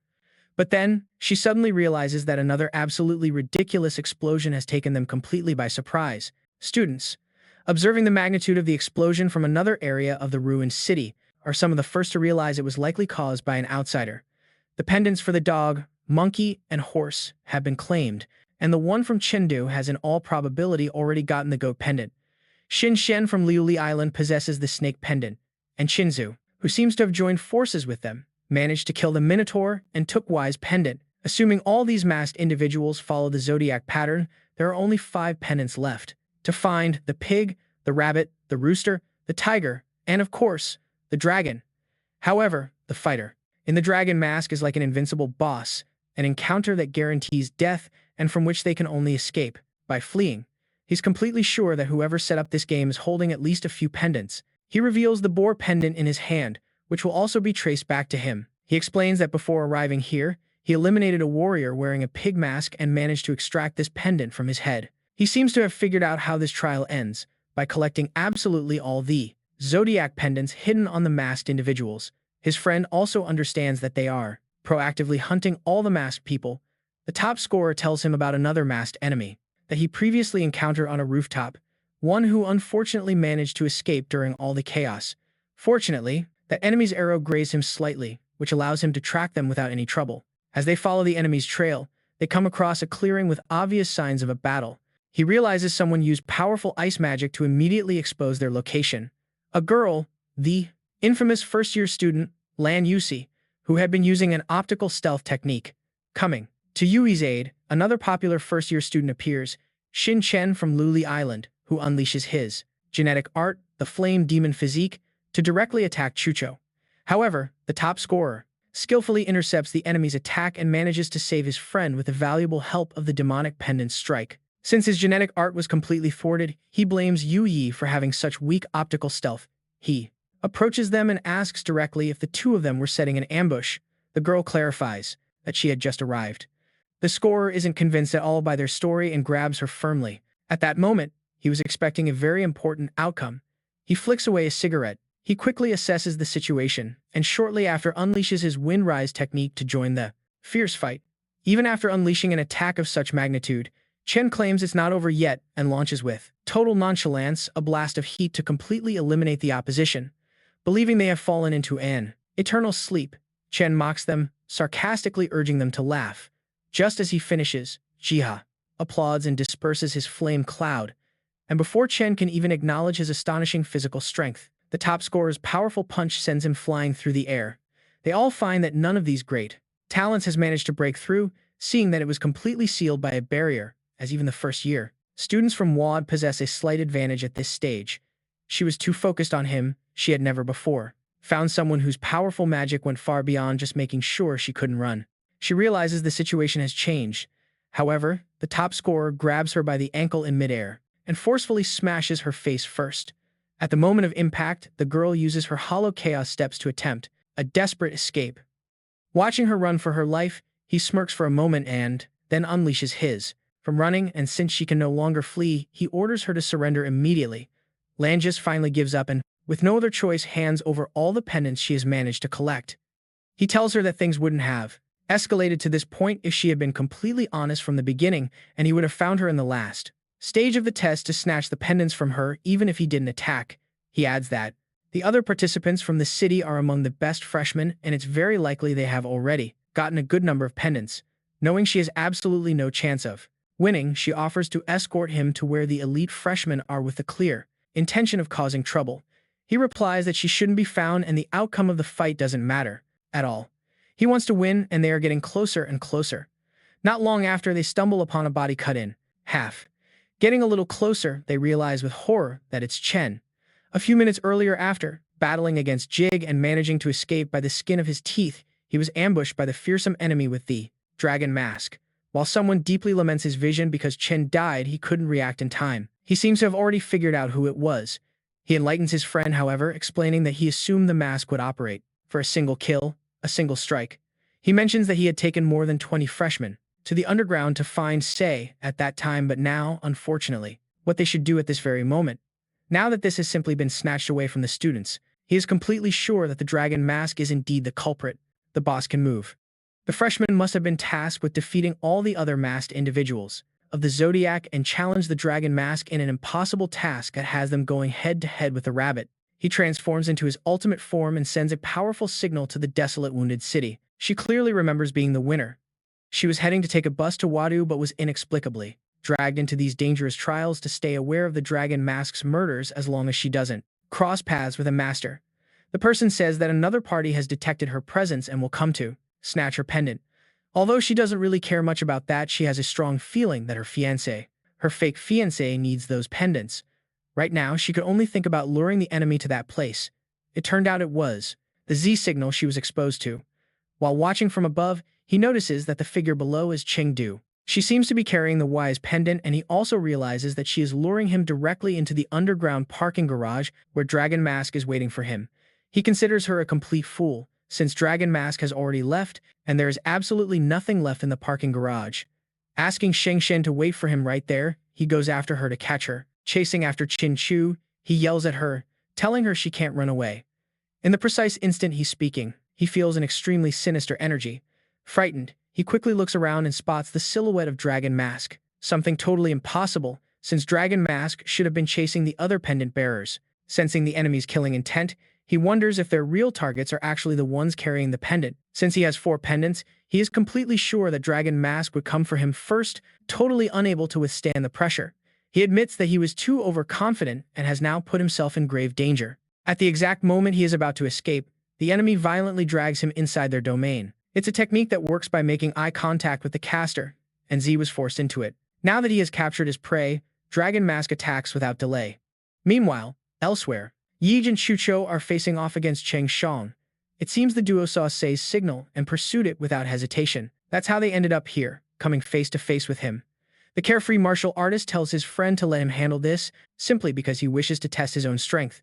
To the surprise of them both, the enemy overhears their conversation and suddenly charges at them. However, Chujo dodges his strike using Ice Vein, only to be attacked yet again. This time, however, he counterattacks by blocking with his Wind Soul Cutter blade. Jay is proving to be a truly formidable opponent. He fights as if he were one with his sword, and is fearlessly pushing his opponent back. After exchanging a few successive blows, which proved to be considerably inconclusive, both sides begin to unleash their biggest weapons, their magical beasts. Meanwhile, Yig watches their fight with an expression of complete boredom. Suddenly, Shen Shang picks up a distress signal coming from his best friend, which makes him feel very anxious. Informing his opponent of this very urgent matter, he says he must retreat immediately, but the top scorer has no intention of letting him leave. He throws an immensely powerful and forceful punch, taking him completely by surprise and off guard. Being thrown several meters back, he thinks he was knocked down by a mere magical beast. The top scorer calmly approaches him, revealing that it was his own handiwork, and complains about his horrible, high-pitched shriek. Song interprets it as an ambush, but Jigo corrects him, saying it wasn't an ambush at all. His fist was simply much faster than his own thoughts. Enraged by the way his enemy phrased it, he declares that he will kill him without mercy. And yet, barely 3 minutes later, he's lying on the ground, completely beaten to a pulp, as he managed to last a whole 3 minutes against the top scorer. The latter tells him not to look so completely crushed, after all. Chen was only able to withstand a few hits. Inspecting the elite freshman's blade, Jig thinks that he still needs some major improvements. His friend, meanwhile, informs him that the pendant is barely flickering. He hadn't expected it at all. He used every single one he had bought from the Secret Realm's mines. Absolutely all of them. And this was as far as he could get in his attempt to seal the martial energy and the power flow of Dragon Mask completely.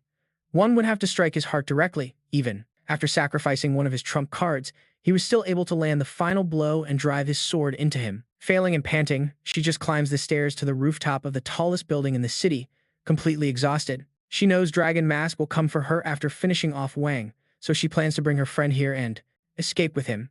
Once she reaches the top of this particular building, she'll fire a signal flare, just as Jay did a little earlier. This would allow them to reunite, activating the Abyssal Sparrow Blood Awakening. She manages to send a distress signal, but the effort completely drains her energy, and she collapses. Just as she's hoping he'll get the message, she hears the heavy footsteps of Dragon Mask looking down from the rooftop. She spots the villain getting dangerously close to her. Panicking as she realizes she's been caught, she quickly considers sending another signal to warn her friend not to come. Unfortunately for her, Dragon Mask appears right before her, activates his domain, and gets ready to strike. Her eyes fill with tears as she accepts her inevitable fate, but her friend arrives just in time to save her. As he descends, he reminds her of the promise he made to her parents long ago, and as a man of his word, he won't abandon her. The top scorer swings his sword with such incredible, dizzying speed that it halts the enemy's terror for a brief moment. Turning to Chinsu, he tells her to head to the East Alley because Sheng Shen, Chucho, and the little brother he just took in are there. As for him, he'll personally take care of Dragon Mask. After regaining his balance, Dragon Mask makes a flashy entrance, slicing an entire building in half as he confronts him directly. He admits to his enemy that when he received the distress signal from Chinchu, he realized something was very wrong here. Jiha mocks him for fighting like a turtle hiding in its shell, seeing the nail embedded in the enemy's chest. He guesses it must be the plan to deal with Dragon Mask that Sheng Shen had mentioned. Seeing the enemy charge straight at him, the top scorer unsheathes his sword, matching the enemy's speed with his own. Swift reaction. Despite showing unwavering confidence at the start of the battle, Jig now struggles to contain Dragon Mask. At the critical moment, he transforms into his magical beast form and unleashes a blue blast of energy at the enemy. Since Dragon Mask is the first decent opponent he has faced in this world, he acknowledges his strength and also knows that his opponent won't go down so easily. Suddenly, his eyes land on the enemy's face.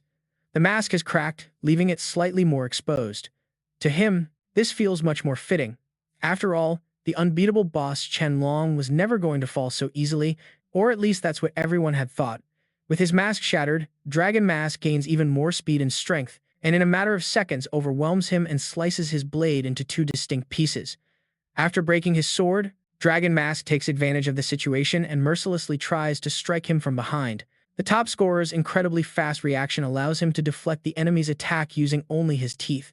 In the next moment, he counterattacks, driving a punch straight into the enemy's stomach in the blink of an eye, thus taking him completely by surprise and off guard. With these successive and powerful blows, he completely dominates the enemy. However, he declares that he's not finished and throws another decisive and forceful punch. When Dragon Mask clashed with Z, the latter drove the bronze spike into his chest, disrupting his chi flow and blocking his vital meridians. The top scorer is now targeting his vital meridian points with blows charged with deadly, dark energy to leave deep and lasting internal damage. Suddenly, Dragon Mask kicks his sword into the air and launches it directly at the top scorer. Fortunately, Y had already expected such a low blow and was able to react with great speed. The first time Dragon Mask caught him off guard with a single strike attack was due to the information gap that exists, and even then the enemy only had a 30% chance of winning. However, the fight isn't quite over yet, as the top scorer strikes back with two incredibly powerful punches, one after the other without rest. After making the enemy take two punches, the top scorer isn't done with his assault yet. He follows up with his Black Flash Mountain Fist. The attack sends the enemy flying through several buildings before crashing violently into one. Jige expected Dragon Mask to be much stronger, but after clashing with him, he realizes the feared boss isn't as tough as he seemed after all. Just as Dragon Mask is about to respond to his taunt with fury, the top scorer aims for his head, instantly decapitating him. Now that he has killed the last of the Zodiac Mask wearers, he has obtained the Dragon Pendant and is seriously considering ending the trial. Shortly after, the top scorer reunites with Sheng Zhang, Chucho, Qing Chu, and others who had been secretly waiting for his triumphant return. Qing Chu wanted to accompany him herself, or at least have someone else go with him, but the top scorer's carefree friend tells her that aside from Y, everyone else would have just gotten in his way. Looking back, she completely agrees with him. At that time, she was severely injured and unable to use her martial techniques at all. If she had accompanied him, she would have only distracted and hindered him. Noticing she's lost in thought, he leans in closer and asks if he can borrow her pendant. Shortly after, he collects the 12 zodiac pendants from everyone present and arranges them in a completely random order. But when absolutely nothing happens, the carefree martial artist guesses that he must have placed them in the wrong order. As they try to figure out what's wrong, Shen Zhong steps forward and informs them that the dragon pendant wasn't designed to be one of the masked hunter pendants. Basically, the dragon pendant is useless. The others, who hadn't reacted at first, begin to tremble violently upon making contact with each other. Seconds later, a bright cloud forms in the sky and soon a gigantic eye emerges within it. The gigantic eye absorbs the top scorer and suddenly, he opens his eyes aboard the Jedu train. And it's not just him, every freshman on board the train returns, even those who had died. Once everyone is back to reality, an announcement is made over the train for everyone. The train attendant, likely an instructor, first reveals that they were all lured into a magical illusion realm created by an artifact called the Mirage Eye. Yes, and this was the freshman test for the Imperial Capital University. In fact, after this, another announcement is made by the train attendant, declaring Yi Xinggu and Chu as the top rankers for having collected all the zodiac pendants. Furthermore, the top scorer will receive a special prize upon enrollment for his outstanding performance in the test. All the freshmen are completely stunned by the announcement. None of them expected an unknown face to take the top spot in the rankings.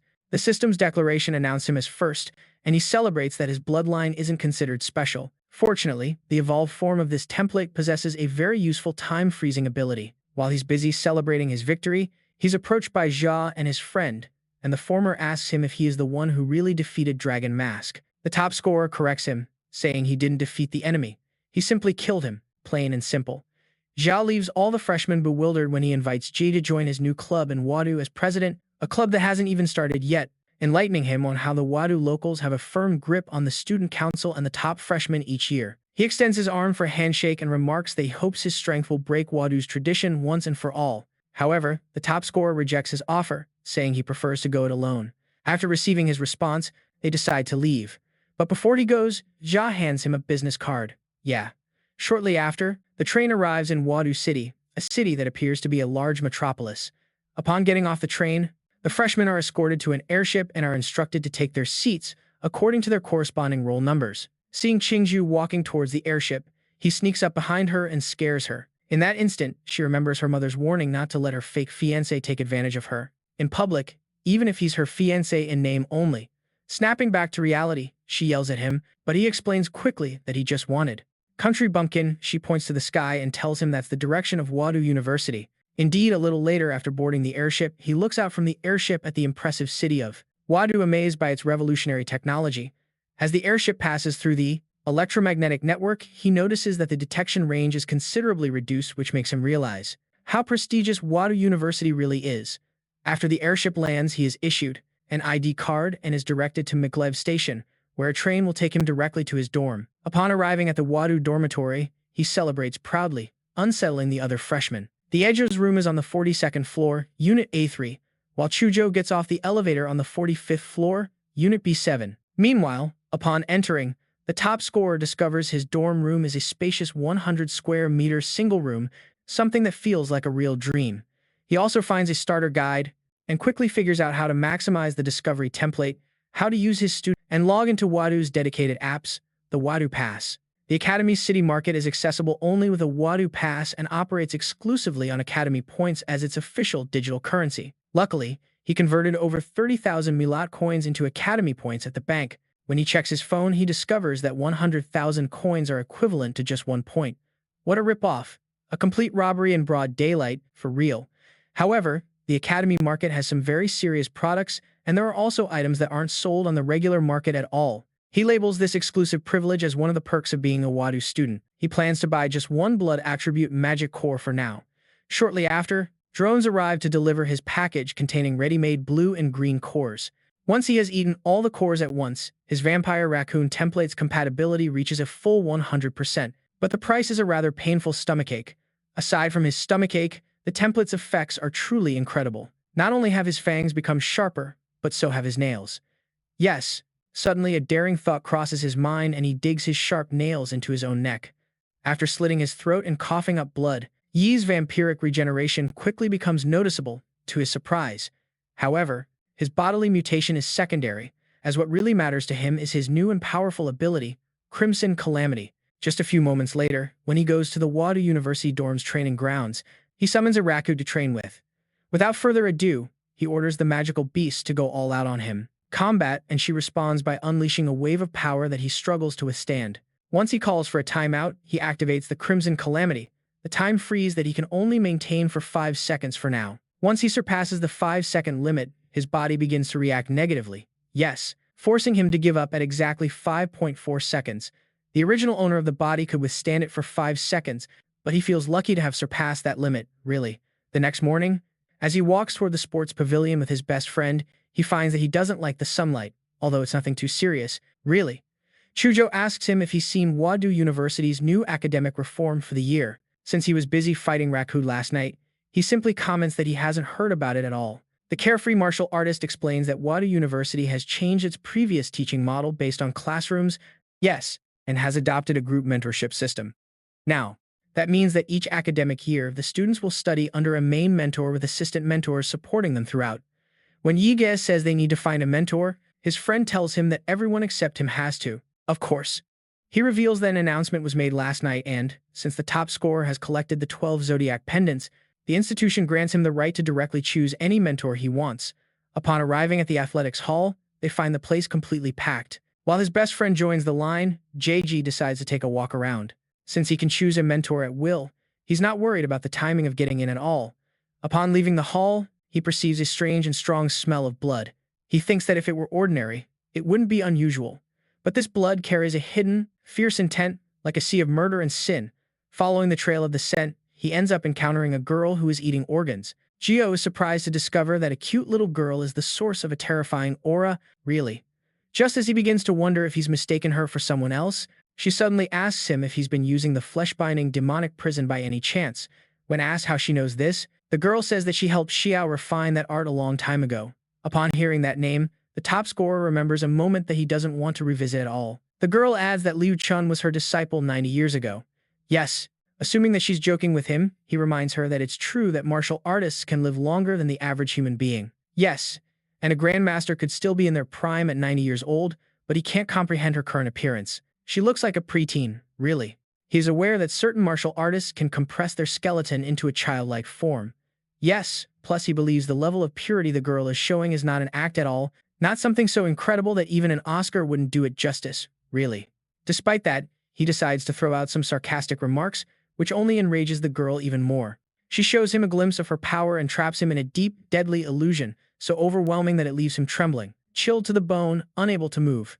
Her killing intent was so overwhelming that it made him hallucinate he was actually being decapitated. Just as he tries to speak, she shoves a strawberry gummy into his mouth and apologizes for overdoing it. The truth is, she's afraid of the school authorities and doesn't want him to report her. Calling herself pitiful, she adds that she only gets 1 or 2 hours of outdoor time a week, nothing more. Curious, he questions her true identity. The girl introduces herself as Gong Kei, a powerful grandmaster. In fact, she adds an interesting tidbit, revealing that she once made Shi Jingwen, the president of Wadu University, cry.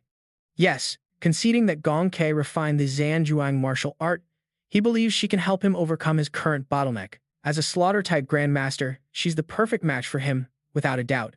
He begs her to please accept him as her disciple. Hearing his pleas, she makes a peculiar face, for real. Inside the Wadu University Gymnasium, the deans of Wadu University's 5 academies are serving as mentors for new students this year. Yes, if one were to become a disciple of any of them, their life would be set forever. However, it's highly unlikely they would waste their time on anyone like them at all. All the freshmen believe the deans have nothing to do with them. No, the truth is, they are here for the top scorer who completed the Zodiac trial. Yes. What the new students don't know is that the Zodiac trial was broadcast live with every professor at Wadu University watching. From the train broadcast at the beginning, the faculty was evaluating how each student handled an unprecedented crisis. Indeed, this was made possible with the help of AI, which analyzed micro-expressions and reaction patterns.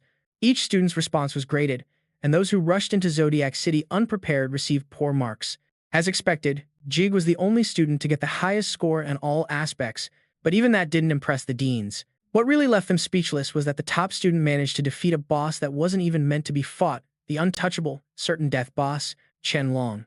This boss was a battle model designed by Manhwa, the national-level supercomputer, trained on the data left by Fu Hongshen, a national-level martial artist, from the time he entered Wadu University. Although not all of Fu Hongshen's abilities could be fully replicated in the Mirage realm, the fact is that Fu Hongshen is the strongest martial artist in the history of the Chia nation, or possibly even the entire world. For Jige to defeat a model based on him, even if it wasn't a perfect replica, is already proof of his monstrous talent. As long as nothing hinders him, he will surely reach the Archmaster level. From now on, the deans can only wait until he chooses his mentor. Just as they are waiting, news arrives that the top student has asked to be the disciple of Gong Kei, the former professor from Imperial University and current special instructor. Back to them, Jige is hugging and pestering the Grandmaster, begging her to accept him as her disciple. Although she looks like a nobody, she's technically over 100 years old, which is why he kneels before her openly in broad daylight. In response, she says he could have been expelled from Imperial University. He traps her by commenting that he'll return her freedom in 2 years only if she takes him as her disciple. She accepts without a second thought. Suddenly, the deans of the 5 academies of Hua University appear before Yi and Gong Kei to confront the latter. One of the 5 deans respectfully reminded her that she had agreed not to contact the students during her release time. Furthermore, he adds that her current mental state is not fit for combat. All the deans there want her to return home immediately. Gong Kei asks the top student for his name and then tells him to follow her. Following the great master Gong Kei, he arrives at the Guadu Research Institute, her place of residence. She explains that this place has been her home mainly because she had issues and kept hurting people. She adds that in recent years she has learned to control herself, so now she is granted occasional freedoms. Her cheesy comments make him realize she has a strange way of thinking. As they head down the hall, he notices how narrow it has become. She replies that it's like that because only she is meant to pass through there. When he notices a timer outside the door, he asks what it's for. Just as he mentions the countdown, she runs towards her room and tells him to follow her inside. As she runs, she explains that every time she goes out, that clock starts ticking. If she doesn't return in time, the alarm goes off directly in the office of the Wadu director. If that happens, she would be hunted down by the university. Barely making it inside in time, Yihei notices that his martial energy cannot gather properly outside his body, This indicates that all martial arts techniques will be significantly weakened here. Gonki calls this institute her confinement cell because to prevent her from escaping, Shi Jingwen and his team built her this huge 3-level house. It's equipped with everything from entertainment to training rooms. Everything she could possibly want is right before her. Additionally, there are layers of high-powered magnetic suppressors to disrupt martial energy in case she tries to escape. While she sees the institute as a cell, the top student considers it a luxury suite. Elsewhere, President Shi Jingwen is informed by phone that Yi has become a disciple of Gonke. The president tells the person on the other end of the line that their goal is not to create a group of mid-level talents. They are grooming someone who can carry the future of Jia and all of humanity. When a true genius appears, their job is to fully support them. He wants the top student to train under Gonke. With the special training camp for freshmen coming to an end, Yi will serve as the whetstone for those budding blades. Afterward, he is informed that Gonke has returned to the confinement zone on time and that everything remains stable. However, predictive analyses still label her as dangerous, even with someone accompanying her. The president calculates the top students' chances of survival and concludes that they are scarce at best. The special class combatants are either convicts on death row with incredible strength or martial artists with uncontrollable power. Their freedom is restricted during their free time, but when Shia faces a real crisis, they are deployed to the front lines as national-level weapons. He hopes the new generation will grow up fast. In the confinement room, level 3, training room, she reveals that it's been decades since she last taught someone and now she wants to start with a spar to see where he's at. Before the session begins, she suppresses her cultivation down to the martial stage to train with him. Once he's ready, she gives him a signal, and the fight starts instantly. He doesn't want to experience that guillotine illusion from before, so he plans not to hold back. In an instant, she moves forward and aims for his throat. He executed at least 5 dodge patterns, but they all failed. She was reading his body like a book. With only one option, he transforms into his magical beast form to take her attack head-on. She smiles, realizing he's trying to use his bloodline awakening to increase his speed, defend, and counterattack all at once. However, she leaps over him, grabs his shoulder, tells him she's faster, and slams him hard into the ground.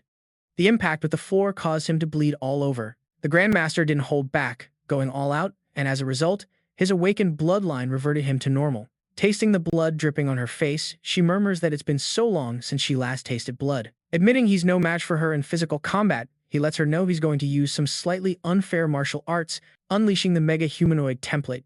He feels lucky to have spent all night maxing it out. Meanwhile, the Grandmaster is also amazed by his technique. Although he's still in the martial disciple stage, she feels as if she's facing some kind of monster. She declares that it's her turn to get serious. As both sides clash with equal force, JG gains an advantage by unleashing the ancestral humanoid form, the armor plate humanoid. His direct punch is intercepted by her spiral strike fist, shattering parts of his armor plate humanoid. He's shaken, admitting that she tore through his armor plate humanoid, which is flesh-forged armor with a defense dozens of times stronger than the mega humanoid. Even with all her vitals suppressed, she still senses him and lunges directly for his face, the area of the armor plate humanoid's body where he is hiding. However, he activates the split form, meteor humanoid, just in time, launching spikes from its body. But before the spikes can reach her, she changes her trajectory and backs away. Having pushed his master back, he prepares another blow and challenges her to try and cut through his next attack. Just as he finishes speaking, he once again falls into a hallucination back in the same place as before, unable to break free from the guillotine. In an attempt to free himself, he summons Sagwarudo. He realizes that he pushed the Grandmaster too far and now she has dragged him into her domain. He is also aware that this isn't the real world. It's a mental illusion formed by her bloodlust. To break free, he also needs to counterattack with pure mental strength. Moments later, he opens his eyes to find her beside him. He assumes she must have violently ripped him from the humanoid form by force. What's more, she shattered the outer hardened layer that had crystallized to protect his true body. However, that's not something a martial disciple should be capable of, which suggests she must have cheated. In response, she argues that she fought fair and square, though she used a bit more force than she intended. She admits that she sometimes misjudges her own power during the first few strikes, but when her eyes meet his, it's clear from Jay's expression that he refuses to accept that. As she cries, she promises she won't cheat next time, even though she has had fun for the first time in decades and now doesn't want him to leave her. As he tells her to stop crying, he assures her he won't leave. He points out that he worked hard to become her disciple. It wouldn't make sense for him to leave. Afterward, she says she has a good idea of his strength. Although he's nowhere near her level, she acknowledges that he's gifted. Now that they can train, she asks him what he'd like to learn. He replies that he wants to learn advanced martial techniques and to understand how she cut through both the lightning and his humanoid's arm. She refers to that move as cutting and states that it's difficult to teach. She adds that one would get the hang of it after cutting enough things. When asked what kind of knack, she explains that it's called the line. Whether it's a human body, a magic beast, or any object, there's always a precise entry point, a line that can be cleanly severed. It seems to him that Gonki's style differs from Qianlong's, though the latter also focuses on cutting. If Qianlong's cutting is about overwhelming force and piercing sharpness, then the cutting of the Grandmaster is like that of a butcher with perfect precision. Since learning to cut is a complicated process, she recommends he first become a martial artist. Without a solid martial foundation, he's not even qualified to learn most techniques. Suddenly, she asks if he knows the difference between a martial disciple and a martial artist. Seeing he's clueless, she tells him it's more than just a physical enhancement, it's also about the mind. Compared to disciples, martial artists gain a critical new ability, internal vision. With internal vision, a martial artist moves from broad martial cultivation to a detailed, micro-level refinement. Through it, one can see their own meridians, pressure points, and internal organs, then use martial energy to reinforce them, expanding the limits of the physical body. She says it simply, first a strong spirit, and then the body's strength. Having understood what she just said, he realizes how great his master is. It's no wonder she's a professor at the Imperial University. Even if she's a bit unhinged, her knowledge hasn't regressed at all. Suddenly, she speaks up, telling him she's noticed a distinct increase in his mental state. This will give him a great advantage in the next stage, martial artist. Intrigued, Yige asks her how the advancement methods differ once someone reaches that stage. She explains that advanced techniques and martial skills are classified into 4 levels: Tiangong, Disha, Suanguang, and unclassified.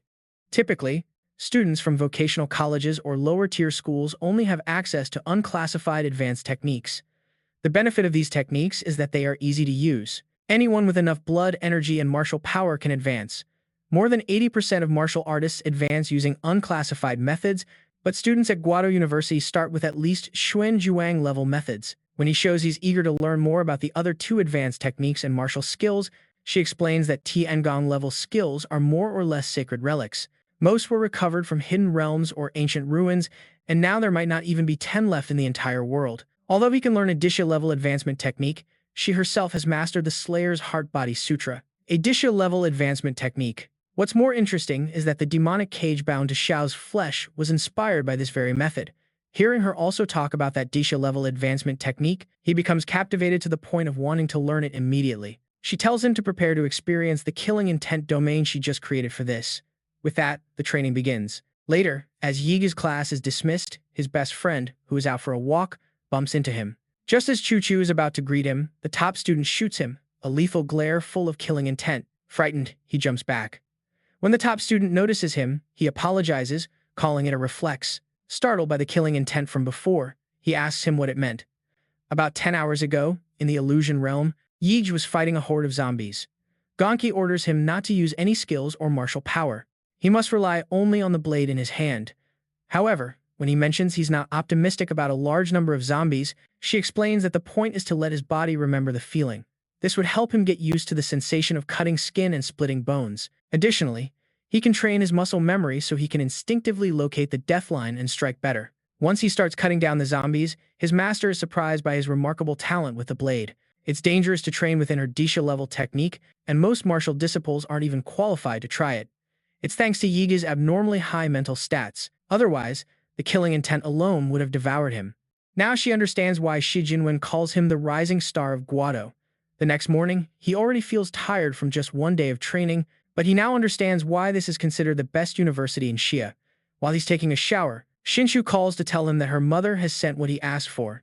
It's with her now. She adds that her mother also wanted to thank him for helping her daughter secure first place in the freshman team trial. He replies that will stop by her place to pick it up soon, but she assures him she'll just send it over with a drone.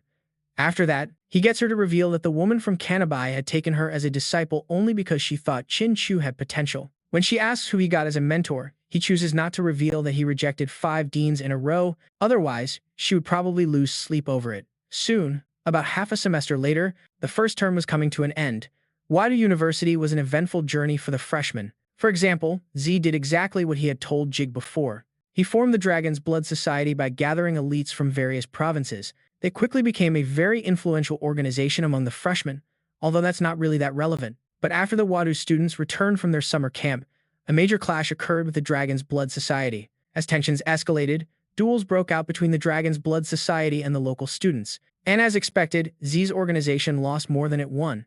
At this very moment, the most popular freshman goes by the name of Shang Chen Hui, or to be more precise, he might be the most renowned rookie in the entire nation.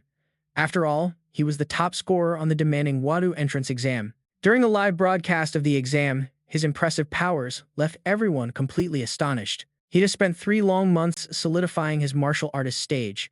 She claims that every time he gets tired, she injects him with martial energy while he maintains a position. Imbued with her profound knowledge, she gets on his back. The top scorer has to carry her entire weight on his back, since she has completely sealed her own martial energy. What's more, the way her martial energy rides throughout his body feels like it's tickling him to death. Upon seeing him complain, she mocks his obvious weakness and with total disdain calls him useless. Driven by a deep anger, he pushes himself to the limit, forcing himself to do more and more push-ups. Far surpassing 1,000 push-ups, a sudden burst of blood energy tears through his completely exhausted muscles, destroying them and replacing them with newly forged strength. After obtaining this new and powerful physique, he tells her that he's heading home, as he has been trapped inside the institute with her for 3 long months. When she asks if he will truly return to her, her emotions completely overwhelm her. He reassures her with a very positive answer. The top scorer hasn't just been hanging around, something very important has actually happened, since the only absolutely crucial part of the grading system is the missions. He goes to greet his best friend, and just as he does, his friend appears to say hello. He reveals he reached the martial artist stage 2 months ago, and this is the first time they've seen each other in 3 long months, although on the surface, there's no obvious change in his build, physique, or in his friend's aura. About 3 days ago, the carefree martial artist was invited to witness a private ring match between the freshmen, expecting it not to last more than a few minutes, but it turns out the society president wasn't even giving his all. Now he wonders if his incredibly strong best friend could defeat the hottest rookie of the moment. While they're having a lively conversation, Chin Chu arrives at the scene, since it's been a long, long time, and she's finally able to meet him face to face. In this moment of pure ecstasy, she remembers her mother's valuable advice to do things that couples usually do with Ji. After all, they're supposed to act like a real couple in Guadu. Blushing intensely, she closes her eyes, tilts her head up, and with great embarrassment, puckers her lips for a kiss. She is left completely bewildered when he points out that she hasn't even greeted him, even though they haven't seen each other in 3 long months. Now that the 3 of them are finally together, Ji glances at a large screen showing the most popular missions and the most outstanding completions.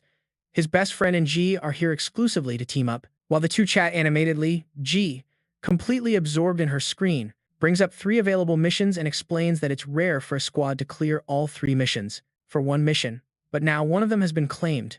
For the top scorer, this isn't a problem. He now has a. Shaking himself out of a flashback, Ji had previously given him a card. That privilege card, right at the moment he starts to get stressed, he adds that the first is a human with rather low efficiency. The second is a support minor investigation with very little real action. The third, on the other hand, puts the whole process in their hands with a high risk, but also a high reward, this being the level 3-1, and they both completely agree with him. Later at the reception desk, the receptionist dismisses their request as complete nonsense, reminding them that a second-year squad was already completely wiped out in Link Shui. When Yig shows her his privilege card, she flatly refuses to believe him and threatens to report him directly to the director. However, her attitude changes instantly after she makes a call and speaks directly with the director. After getting what they came for, he tells them to prepare all the equipment while he goes to pick something up. Sometime later, the top scorer arrives at the College of Mechanical and Magical Forging and meets with one of the deans from the 5 academies of Hua University. He informs the dean that he has come here to claim his weapon, the valuable prize he won in the Pendant War. The dean praises him for having skipped his satyr skill to choose a weapon instead and then presents him with the sword. It lacks elemental attributes but channels energy to the blade with impressive efficiency. It has an engraved hilt that is also wrapped in malleable black leather for greater impact, with fine filaments. Every cut he makes rides on a gust of wind, presenting an excellent flash of light, although the sword was designed according to his old masters. He now recognizes the company of his friends upon their arrival, who are on an undercover mission. They must act like completely ordinary students doing an internship. The top scorer covers the entire county with his life field detection, bringing his monitoring template to 71% in just half a quarter. He is doing this because he feels there are people around with very bad intentions and wants to take care of them before they can escape. Just as Chujo suggests they should go check out the house that the Imperial University has arranged for them, they get a ride on a cargo tricycle. The driver of the cargo tricycle, an elderly man, asks Jige where he's from and what he's doing in this place. The top scorer replies that he's from Lingqiu County, studies in Yuncheng, and has brought his two classmates here to have some fun. The old man doesn't recognize him at all, which prompts him to reveal his family details. Jige tells him his grandfather's name, Ji Shirong, who unfortunately passed away a few years ago, and he moved away after that. Before landing, the top scorer reviewed the Lingqiu dialect on the plane, and his cover identity actually exists. Shortly after this, they arrive at the Wadu mission base, as the top scorer and the others are about to thank the old man for giving them a completely free ride. They thank the old man, but as soon as they step inside the house, they realize that it hasn't been inhabited for at least a full decade. And what's more, there are mosquitoes, but that's no problem for the top scorer. He simply stomps his foot on the ground to make it completely clean. After dropping off all the luggage, he decides to install micro cameras around the mission base for thorough surveillance. Chin Chu, meanwhile, says she'll check the inside of the house, but she suddenly stops and calls him over to look at something. That something is a shrine that, according to Jige, shouldn't have been there originally. He explains that the shrine is made of wood, and if it had been here for a long time, it would have completely rotted away many years ago. Chujo realizes that the shrine must have been placed in the house by someone else, and, since he doesn't like the look of that statue at all, he plans to knock it down without hesitation. King Chu, however, suggests they don't act so hastily, as this could be an extremely important clue. To her great surprise, when she turns toward Jay, she finds him completely prepared. The top scorer immerses himself in his black liquid before it starts to pour out of him. He summons Otto, and with his valuable assistance, the carefree martial artist manages to seal it completely. Meanwhile, Chinshu begins to be corrupted by the statue's psychic energy, and to free her from its nefarious influence, her fake fiancé channels an amount of pure martial energy into her. With the previous wave of terror now completely gone, her body feels warm inside. From the looks of it, all of Lingxiu's anomalies are intrinsically linked to this strange clay statue. Thinking they've made their first real breakthrough in the investigation, he tells them to wait there while he goes to take care of something important. Earlier, when they got off the tricycle, Yi Ji marked the old driver with a discreet radiation marker. He believes that with the precise timing, he'll be able to lure him in. Elsewhere in Lingua County, at the Yinhan Buddhist temple, a monk greets the old driver, addressing him as a benefactor, and escorts him to where the abbot is waiting. Very soon, both of them are standing before the abbot, and the monk informs him that the benefactor has met the standard of blessing and that he also has something important to report. The abbot asks the old man about his true intentions and why he has arrived so suddenly. Suddenly, one of the monks, a lizard-like creature, senses the presence of someone other than the old man. Just as he is about to attack the old man, firmly believing him to be the traitor, Ji swoops down from the sky and lands directly on his face, completely distorting it. Fortunately, he wasn't contaminated by the splatter, all thanks to Saguaro, who keeps the filth completely off him after he taunts the enemy. However, these actions draw the enemy's attacks, though he ends up crushing the enemy anyway. Now, he immediately hides his spatial ring and summons his powerful sword, the Star Blade. His sword gives him a clear and decisive advantage in the fight, but the challenge escalates even further when the Buddhas begin to shoot powerful lasers from their eyes. Nevertheless, he agilely dodges the slow beams and cuts through the rest of the enemies, including the old driver. From the very beginning, his life field didn't detect any vitality whatsoever coming from the two bodhisattvas. He is now completely convinced that they were not living beings, but what puzzles him most is how such a place. He orders Saguaro to force the door open. Once the path inside is clear, he sees a giant Buddha within. Noticing absolutely no one around, he calls for the enemy to come out of hiding.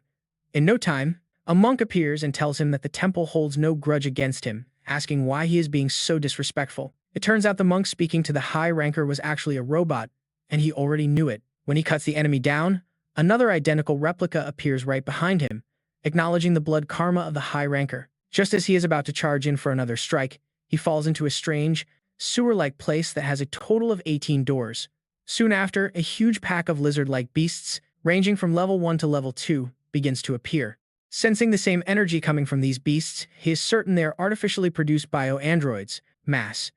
He's thinking of overwhelming the entire horde of beasts with a single, decisive blow before they can gain any kind of power. Summoning the Star Blade, he unleashes the Zhang Huang Blade art.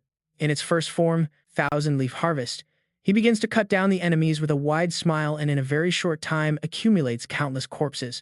Upon beheading the robotic monk, he gets extremely annoyed hearing it repeat a pre-recorded line over and over again. Although he's causing real havoc in the temple, the puppeteer hiding behind the curtain still won't deign to come out. Just as he's thinking about the puppeteer, The monk transforms into a grandiose form, a giant statue, and tries to crush him with its enormous hand. But instead of dodging it, he embraces it completely. Just a few milliseconds later, the giant reports an energy spike that goes beyond its own limits. The temperature rises to a truly unimaginable level, and he emerges in his magic beast form, breaking through the giant's hand. Now, matched in size, Yi begins to completely dominate the gigantic statue. After throwing a series of powerful punches, he says he's not done yet and launches into decisive knee kicks. The enemy suffers critical damage and begins to activate multiple warnings. Being pushed to its absolute limit, the enemy fires all its weapons through its batteries. It can't believe it's facing someone who can force it to launch such a large number of attacks. Yi tells it that its weapons are completely useless against a martial artist. However, the giant still attacks with techniques like meteor personification. The top ranker counterattacks by unleashing the powerful Baoqian breath, and this time he finally manages to completely crush the giant. After defeating the enemy, he finds a descending passage and without a second thought, jumps right into it. Half an hour before this, a group of scientists who were executing an evil plan noticed the top ranker stepping onto their grounds. When they saw him take down the mechanical bodhisattvas at the entrance, they thought the newly built gate would surely stop him. After he broke into the hidden chamber, they believed that their army of cyborgs and tens of thousands of bio units would be more than enough to stop him. But once again, they were proven completely wrong. The second in command of the operation, a scientist, tells the leader, a doctor named Feng, that their only hope lies in the Mecha Buddha combat set, which was ultimately destroyed into countless pieces. With Yi dangerously approaching them, the doctor decides to use the guards to buy some valuable time, while he and a few members retreat. The non-stop self-destructing court leaves no one standing before him. With absolute calm and precision, his cold eyes are fixed on the dying man as he searches for the truth behind the deaths of 3 young martial artists and the dark secret that the old man explains in a weak voice that he has a monitoring device implanted in his head, which will trigger an explosion if he ever reveals absolutely anything. And as he speaks, Jige studies him very closely and notices a very rotten tooth deep in his jaw, which releases a faint trail of greenish smoke. Realizing that his time has run out completely, the old man clenches his teeth and the poison surges forcefully through his veins, burning his throat as his face contorts in unbearable agony. Jige watches in silence, kneeling by his side, with visible irritation, as he concludes that the poison had been preloaded as an additional precaution used by the reckless members of Laser. Before he can decide his next move, the laboratory lights flash intensely red, and the shrill sound of a siren fills the air, signaling the self-destruct sequence. A vampire-like creature emerges from the deep shadows, swinging swiftly over the lifeless body. Its limbs pierce his throat, a dark miasma spreading with great hunger, consuming every trace of his essence. But under Jige's absolute control, the transformation changes course and the corpse begins to regenerate instead of rotting. An intense red light completely floods the room as Dr. Fang's skin tightens, his body rejuvenates, and his once dull eyes open once more. What now stands before him is a creation he studies with deep satisfaction.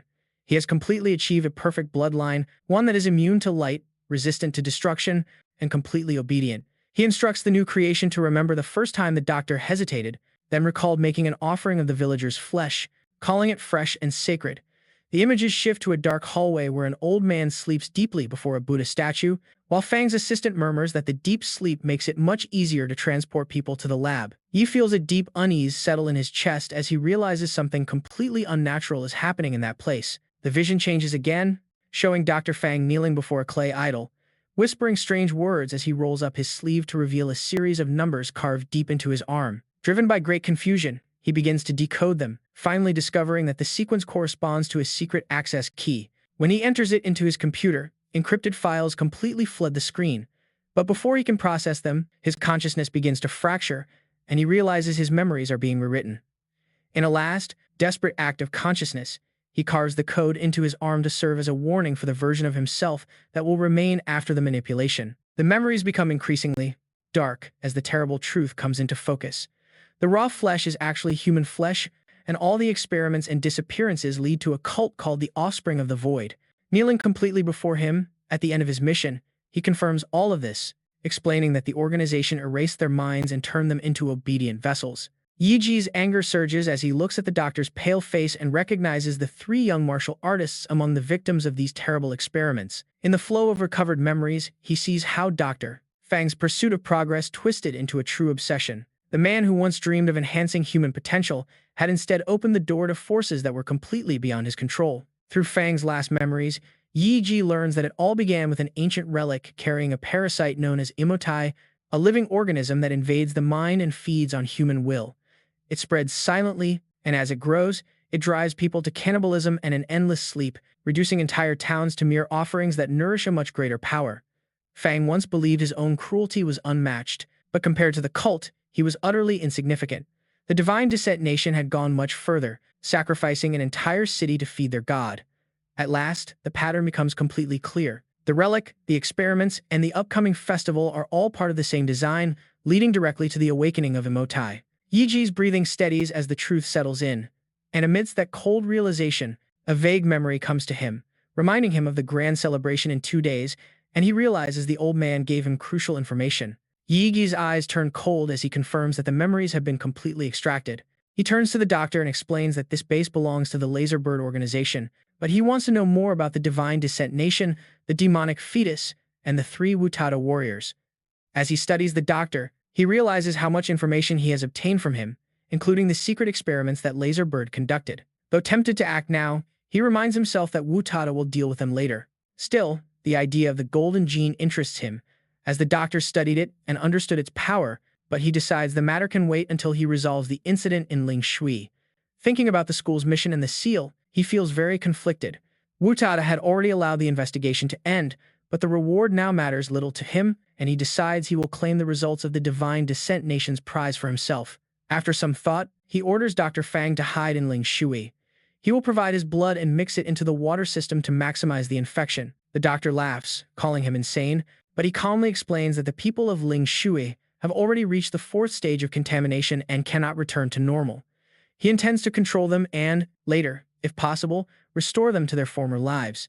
At least under his control, they won't harm others again. When Yi Ji returns to the old house, he brings food from Ling Shui. Lu Qinju and Su Hojo are hesitant upon seeing him. Yi Ji understands immediately that they have guessed its origin. Su Hojo trembles as he explains that they have found signs of cannibalism among the people. Yi Ji just smiles silently, knowing they are close to the truth. He tells them everything, and Lu Qinju stands up, enraged. Shocked that an illegal experimental base could exist for years under Lin Shui, Su pales and says that even a major biotechnology company has fallen to corruption here. Lu Qingju insists that the threat exceeds level 3 and that they should call Guada for help, but Yi refuses, knowing it would cost him his credit. Almost on the verge of collapse, he assures them that the mission is dangerous but manageable and that fear will only slow them down. Jig puts his hands on their shoulders and tells them to hold out until nightfall. He has already seen people eating raw meat and worshipping clay statues, and he believes that only at night will the true nature of Ling Shui reveal itself. At Laserbird headquarters, the board of directors holds an emergency meeting after learning of the destruction of the Yihan Temple base in Lin Shui. Reports confirm that the base's self-destruct program was activated but was interrupted, suggesting something went wrong. Communication has been completely cut off. A masked director orders the detonation of all the cardiac bombs implanted in the researchers to eliminate every witness, while a special forces team is dispatched to Ling Shui to investigate. Back in Ling Shui, an explosion rocks the central water plant as the doctor's implanted bomb detonates. Thanks to his vampire power, his body survives despite losing blood rapidly. Trembling, he informs Jige that Laserbird has activated the bombs and, although he removed his in time, the special forces are already on their way. Jige immediately instructs him to continue with the plan, and the doctor obeys without hesitation. As night falls over Ling Shui, the streets remain silent. A train arrives, and several passengers get off. They are led by a tall, bald man named Catfish, who laughs at how quiet the city is. Behind him, a woman named Aries, carrying a baby, confirms that the great dragonfish was not involved with the Yin's temple base. With them are a short-haired girl named Blue Bird, a silent man, Golden Snake, and Black Lion, a sharp-eyed man with glasses. He orders them to destroy all experimental records and equipment. The 5 of them walk through the empty streets, speaking in low voices. Ignoring his team, Black Lion reminds them that blending in with the environment is part of the job and quickly assigns roles. Golden Snake and Blue Bird will investigate the city while he, Aries, and Catfish will move toward the Xuan Sea base. Golden Snake and Blue Bird enter a nearby house to investigate. In the kitchen, a container full of rotten meat gives off a foul stench, swarming with flies. The sight turns Golden Snake's stomach as he realizes the residents might be eating human flesh. Forcing himself to continue, he enters the living room and notices a clay statue in the corner, identical to the one seen earlier by Jie and his team. A strange unease rises in his chest as he senses something corrupt about it. Meanwhile, Bluebird is speaking with her superiors through her communicator. She learns that the Buddhist temple base was destroyed by a single martial artist who annihilated everything inside. Tens of thousands of creatures lie dead, and fortress-grade armor was shattered by sheer force. Dr. Fang's body has disappeared, while a sound is heard. The connection suddenly cuts out, and he wonders if the signal is being jammed. Approaching the window, he looks outside and freezes.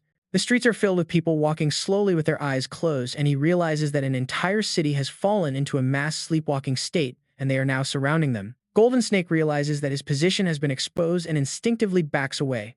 But before he can send out a signal, a blade pierces through his abdomen. The attacker is Bluebird, the one he trusted most, whose eyes now emit an unnatural light as dark energy gathers around her body. The strike confirms that her will has been overpowered, and when Golden Snake traces the source, he finds a statue next to the talisman of the deity, a relic identical to those discovered in the ancient Yuan ruins, where it was said that the ritual objects enslaved minds. At the same time, in the bell tower overlooking Linshu County, Yig studies the moon, noting that its size and brightness are distorting the natural order, and concludes that the anomaly is connected to the incidents of mass sleepwalking reported throughout the city. He sends instructions to his team to move toward the southeastern sector, where the concentration of sleepwalkers is highest, before disappearing to check it out himself. Golden Snake later awakens tied to a tree. His vision slowly clears and he sees Bluebird tied up beside him. Below, a crowd has gathered. The people stare upward blankly, their mouths open and their bodies trembling. When he shouts, they don't react. Their silence tells him they are no longer conscious, and he realizes that they have completely lost control. A bell chimes through the air. The sound spreads through the forest, and the moon above grows larger as its light intensifies until it covers the entire area. Under that light, the villagers begin to move, their limbs trembling. And then they start climbing over one another, forming layers. The moonlight draws them upward, and soon their bodies create a column rising toward the sky. The pillar of wood holding Golden Snake and Bluebird is lifted with them, raising them both higher as the tower expands. At the Buddha temple, Captain Black Lion grows restless. He hasn't received a signal from any of the agents since their last report. The silence and the recent attack on the Lin Shui base suggest that both events are connected, so he orders the team to move out immediately. But outside, the team stops as soon as they look up. The clouds have vanished. The moon is larger and brighter than before, almost touching the horizon. Our points into the distance, where a silvery beam of light descends from the moon and strikes the ground in Lin Shui County. The light doesn't fade or spread. It remains fixed like a bridge between the sky and the earth. Black Lion studies the beam and realizes this is not a natural event. The destruction of the Lin Shui base may have been part of the same operation that led to this moment. He orders his team to move toward the light. They follow narrow streets until Black Lion senses movement ahead. He lunges forward, attacking with his blade, but before the strike can land, a spinning black umbrella blocks it. The weapon hits the barrier and bounces off with force, leaving a mark on the wall. Black Lion stabilizes himself and recognizes that the umbrella is a high-level tool, not ordinary equipment. A figure emerges from the fog, holding it. Her movement is smooth and deliberate. The air around her stills as she closes the umbrella and stands before them. Black Lion watches her closely. Her appearance and mannerisms confirm she is not a local. The timing and location leave no room for doubt. Across the field, the veteran hunters see through their movements. They realize that the two are stalling for time for reinforcements. Uneasy, they prepare to end it quickly, deciding to kill them in seconds. Su Jiao raises his sword and summons a pillar of ice. He remains alert, waiting for an opening. One of the enemies, a large man, charges toward Lu Yu cruelly. He mocks her beauty, his words dripping with malice. Lu Yu senses his power and prepares herself for impact, but Su Jiao reacts first. She sweeps her hand, forming a path of ice that sends the attacker flying. Then, Lu Yu charges in, furious and fearless, counterattacking. The wall of ice between them begins to crack, slashed again and again by the enemy's blades. The wall shatters with a heavy sound. Su Jiao feels a surge of disbelief at how easily it was broken. She throws smoke grenades from the Empire's arsenal, clouding the vision of the enemy. Through the smoke, she pulls Lu Yu with her as they retreat. She warns her that the opponents are high-level martial artists and too strong to fight head-on. She nods without hesitation, but before they can escape, a faster figure appears, cutting them off. Two short daggers gleam near their throats. The team leader smirks, confident of victory. He grabs them by the necks, but a sudden shift in the air makes him spin around. A blade nearly 100 feet long slams toward him. He dodges on instinct, and Jige appears in view. Calm and cold, he confronts the assassin. The assassin attacks in a blur, his body splitting into 12 forms of shadow. Blades strike from all sides, faster than the eye can follow. For a moment, Jige looks surprised. Then, everything freezes. Time itself stops. The blades hang in the air, immobilized. Jige studies the scene, impressed by the technique, but he doesn't need to guess which one is real. He and his allies attack together, shattering the phantom clones. He locates the real assassin, Black Lion, a high-ranking assassin known for surviving everything. His skin is tough enough to resist bullets, but against the time stop, even he is helpless. Jige concentrates energy in his hand and forms a blood-red arrow. The arrow pierces Black Lion before time resumes. The assassin's instincts scream, too late. His long career ends in an instant. His last thought, a question of how Jige moved faster than sight. When it's over, Jige lifts the severed head and begins to absorb the assassin's blood. The corpse withers and dries up, its power merging with his own. His energy skyrockets, pushing him to the 8th stage of martial mastery. The battlefield falls silent. The remaining enemies, Catfish and Ares, stare in disbelief. Killing someone 2 realms above him with sheer strength is beyond reason. They realize something is wrong, terribly wrong, and they prepare to retreat. Ajo looks at the blood pooling on the ground, a twisted smile forming. The blood stirs and releases a dark red aura. From it, a monstrous hand rises, followed by the demonic form of their fallen captain. Catfish and Ares freeze in fear. The aura feels familiar, yet horrifying. The image of their captain rises before them, twisted beyond recognition. They can barely breathe. Before the panic can overwhelm them, Ares steps forward and yells for them to get back. She lifts the small child in her arms, and the baby's body changes, swelling rapidly into a massive monster 3 meters tall. The child was never human, but a biological weapon designed for battle. Ares orders it to attack, and the creature charges forward with a roar. Ajo watches calmly, his hands in his pockets. Ares and Catfish flee, desperate to escape before he attacks again. But Ajo already has a plan. He orders Suho and Liu Xinju to stay behind with his phantom and destroy the biological weapon. The 3 of them immediately take their positions. Shock analyzes the Phoenix martial technique, fusing the ice wall, the dragon's shadow, and the northern cold sword into one lethal move. Cold energy fills the air, taking the form of a dragon that lunges at the monster.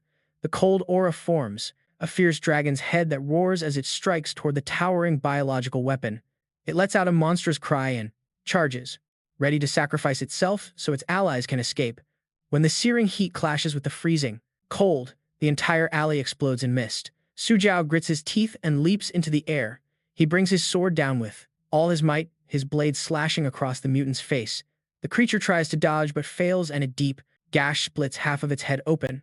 Beneath the torn flesh is no blood or bone, only alloy plates and microchips. It's basically a machine disguised as a man. The giant lunges forward at an impossible speed, forcing Su Jiao back. He grips his sword tightly and barely evades the next blow as the attack misses. In that instant, Black Lion appears from the shadows, moving like a phantom. He splits into 12 blood-red forms, each one wielding a spinning blade. Together they weave a deadly net that descends upon the mutant's head. The creature's body erupts, torn to pieces. Even with its regenerative power, it can't recover from such a brutal attack. As blood and smoke swirl in the air, Liu rises above them. Her massive wings unfold, glowing with an intense purple light that floods the battlefield. She looks almost divine, like a goddess descending to bring judgment. From high above, Liu Xinju gathers her strength. Dark feathers burn around her hands, fading into ash that forms a dense black sphere. The sphere expands until it's 5 meters in diameter, then erupts, transforming into a burning purple sun. Her cry echoes through the night, her power declaring that the enemy cannot escape. The mutant's legs freeze solid, trapped in ice. Black Lion holds it from the front, completely immobilizing it. The explosion shakes the ground and a pillar of purple fire erupts, engulfing the cold moonlight and burning everything in its path. The mutant's screams echo for just a moment before fading into silence. His body is completely consumed until not even ashes remain. The battle ends in a flash of light and the night falls into an eerie silence. Far away, beneath the dark sewer tunnels of the city, Catfish runs through the filthy water, gasping for air. His face is pale, his steps desperate, muttering curses as he flees. Suddenly, a flash of blue light erupts ahead, striking him and freezing him in place. Terror fills his eyes as the light spreads through the darkness, revealing a figure in its glow. Its haunting smile appears from the shadows. Panic floods Catfish as sweat runs down his body. He knows he's being hunted and flees in terror, trying to escape through the labyrinth of tunnels. At the same time, Ares sprints at full speed through the narrow alleys above. A blinding blue beam crashes down from the sky like divine lightning. Her body trembles as she realizes it struck where Catfish had been running. In that instant, she understands the truth. Her captain is dead, and now Catfish has fallen too. She is the only one left standing, alone in the ruined alley. Aries trembles uncontrollably. Her mind scrambles for a way out. She tells herself she can't die here. Desperation fuels her thoughts until a wild idea crosses her mind. Her eyes fall on a strange structure nearby, Lin Xuan's human ladder, a bizarre tower stretching into the sky. Her heart sinks as she realizes it's the work of Tiangu Shanglin. Fear mixes with determination. She bites her nails until they bleed and vows to survive at all costs, even if it means surrendering her soul to the darkness. She runs toward the human ladder, her fear mounting as she gets closer. Bodies piled on top of bodies form a grotesque staircase reaching to the heavens. When Aries finally stands before the structure, a cold chill runs down her spine. From the shadows, Yu appears with a massive blade resting on his shoulder. In his other hand, he carries the severed head of Catfish, blood dripping to the ground. His presence freezes the air around him. Panic seizes Aries, and she scrambles toward the ladder, climbing desperately. She tells herself this is the only way to survive. The climb seems endless, but her hands never stop. When she looks up, she sees a colossal jade gate. It opens slowly. Tears fill her eyes as she recognizes her father. The pillar of people glows brightly, standing tall in the middle of the city, shining like a beacon in the dark night. The massive gate opens slowly. When Biang finally steps through, a faint, twisted smile forms on Yi's lips. Her body collapses under the moonlight, turning into black smoke that vanishes. It was never really him, just an illusion created by the moonlight to prey on her fear and push her upward. The real Yi watches silently from a distance. His calm gaze is fixed on the glowing pillar. After a moment, he speaks softly, as if he had expected this, noting that Tiu Zhonglin used Biang's fear to construct his image and force her to climb.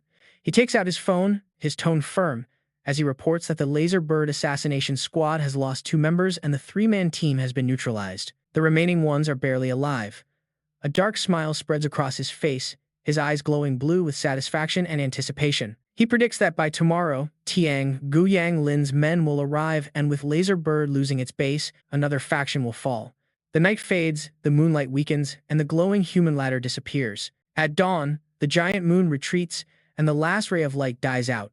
The people of Linzue County, whose bodies had been used to form the ladder, return to the ground. Some are dead, others alive, and some walk as if nothing happened, their faces serene and their eyes closed. However, their life force has been drained, leaving them as empty husks who return home in silence. With the cold morning breeze sweeping across the rooftops, Jihei Suha and Lu Qingyu watch from afar. Qingyu's voice holds a note of doubt as she questions the strange mission. Jige offers a calm smile, his eyes still on the crowd below, and says he has a plan. He adds that they are not alone, mentioning a capable ally working in secret. Suja hesitates, his expression tensing as he considers the possibility. He believes Jige must come from a powerful background, either the hidden aura of a great figure or a young master sent to train among mortals. If that's true, the hidden ally could be a secret guardian. Before he can think further, Jige's aura erupts, filling the air with dark energy, as his voice resounds, calling them both to action. A dark mist spreads across the ground, twisting into illusions that creep through the alleys and over the rooftops like spirits being set free. In the midst of it all, Jiju orders them to destroy every clay statue in the city. Suja moves instantly, merging with the ghostly swarm. Lu Qingyu remains unsure, her eyes fixed on Jige. Noticing her hesitation, he calls out her name, and she startles slightly before offering a small, confident smile. She tells him to trust his team more, not to carry everything alone. Jige turns and walks toward the hidden base beneath the Yinshan temple. Inside, the mad scientist greets him with deep respect. Jige cuts him off coldly, ordering him to prepare for battle. He enters a dark pit, filled with piles of failed biochemical bodies. The doctor explains that all the defeated artificial beings have been gathered here. Our boy knows this, pleased with the number, and shouts with great power. His body erupts in dense black smoke as a giant skull forms behind him, glowing with energy. He suppresses the lightning within it so as not to harm the nearby bodies. From the smoke, a massive figure begins to take shape, opening its chest to reveal a huge, beating heart. Blood gushes out, pouring into the pit and soaking the inert bodies. Their eyes flicker to life as their flesh begins to heal. Jiji watches as they transform into a resurrected army. His eyes glow red, filled with fury and power. He orders the doctor to use the vampire virus to awaken them and enhance their strength. Each one will be able to transform into an immortal giant soldier bound to his will. The doctor works quickly, controlling a swarm of tiny mechanical mosquitoes carrying vampire blood. They disperse toward Linzhou County, entering every home. Jige smiles smugly, saying that the heat they bring is his. Then, he orders the doctor to restore the great Buddha mechanical armor, even if only partially, to make it usable again. The doctor laughs and accepts without hesitation. Satisfied, Yig raises his hand with a cold smile and says that everything on his side is going according to plan. Now he wants to see how Tiu Changlin will respond. Meanwhile, another force moves toward Lin Shuai County. A convoy speeds down the road, marked with the emblem of Tiangu Changlin, the ancient sect that emerged when the secret realms opened. Its leader, a mysterious pope, gained immense power from those ruins in the past. He used the divine embryo artifact, a dark relic that consumes body and soul, to turn his cult into a growing empire. Their belief is that the divine embryo will become a vessel for the divine and guide humanity to a false salvation. The cold voice of the bishop resonates, saying that this land will soon belong to their faith. As the vehicles cross the fertile plains, his eyes burn with greed and conviction. These cultists may lack refined martial skill, but their dark methods are unmatched. They believe that through sacrifice and blood, the divine embryo will awaken and the divine kingdom will descend upon the mortal world. The fearsome moment is fast approaching. Inside, a bishop speaks solemnly about the land before them, where their great patriarch unleashed a divine calamity 4 years ago. An assistant bishop, wearing a red robe and overcome with emotion, replies that the patriarch dedicated everything to the divine church before being murdered by the fool Longu. He died without ever seeing the calamity he created take form. Another assistant bows his head, lamenting that such a faithful and pure man couldn't even have a single bone left in the end, calling it a cruel injustice. The bishop in the lead grits his teeth, his eyes burning with fury, vowing that the patriarch's sacrifice will not be in vain and that the world must not remain in the hands of fools who are dragging it to ruin. His rage builds until he screams wildly, filling the cabin with his voice. The followers around him tremble and shout in unison that the gods are descending and salvation is near. Their frenzy builds as they chant with wide and vacant eyes, repeating that heaven will come to earth and that they must fight for their god. The following night, the moon hangs high with an unsettling light.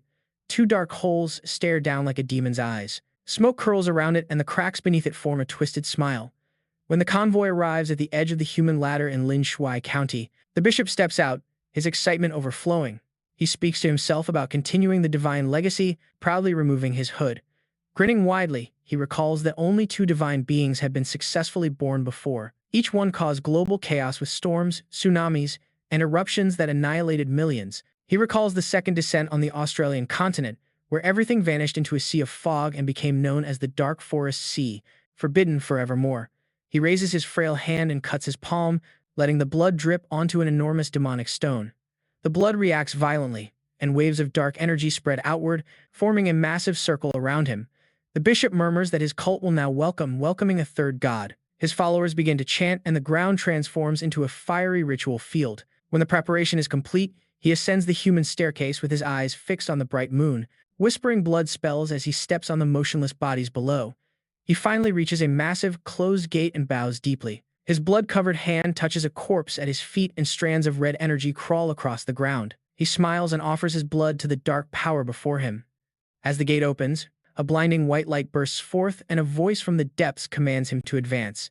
He obeys without hesitation, walking slowly through the light until he reaches a silver altar holding a platinum coffin carved with sacred symbols. His eyes fixate on it as he murmurs in awe.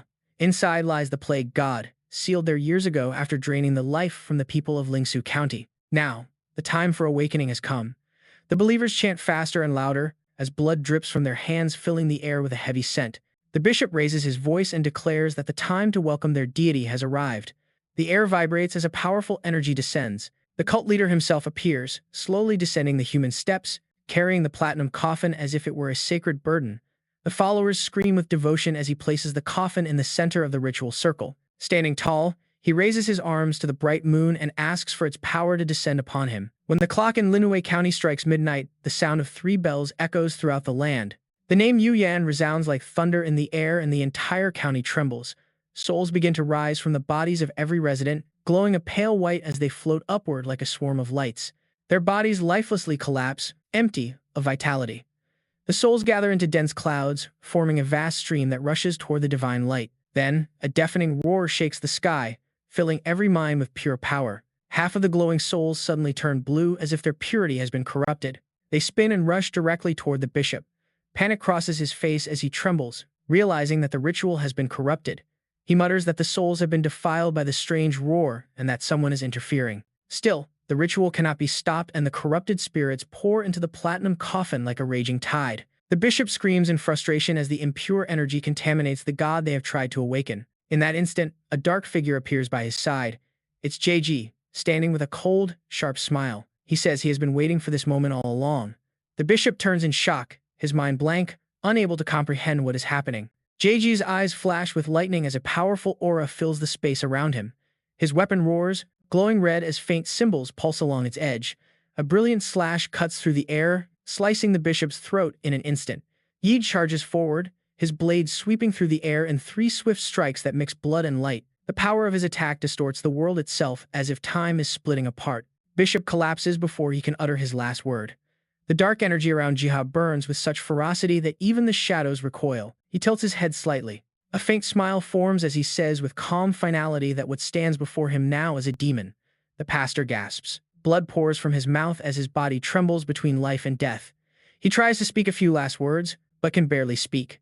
Jige frowns, annoyed that the man is still alive, and swings his blade once more, and the blow cuts cleanly. Standing over the body, he shakes his head, muttering that his opponent was too weak. It was then that a calm voice calls out to him from the shadows. Jige spins around, realizing he killed the wrong man. The real bishop steps forward, calm and composed, removing his hood. His bald head shines under the moonlight. He introduces himself as Lin Qi, the supreme leader of the divine church of the Xia kingdom. He casually mentions that the man Jige just struck down was only his deputy. He chuckles lightly, explaining that, in his line of work, it's smart to use stand-ins. Jige furiously grips his blade and without another word, charges forward, striking fast and hard. Lin Qi raises a hand, blocking the attack with an unsettling calm. Black energy erupts from his palm, forming dark chains that wrap around Jige like steel wires, immobilizing him. The chains tighten until he feels every bone in his body being crushed. Gritting his teeth, Jige breaks free by summoning his power. A massive, rose-shaped spirit appears behind him, radiating a violent energy that tears through the darkness. For the first time, Lin Qi looks surprised, staring intently at the spirit behind Jige.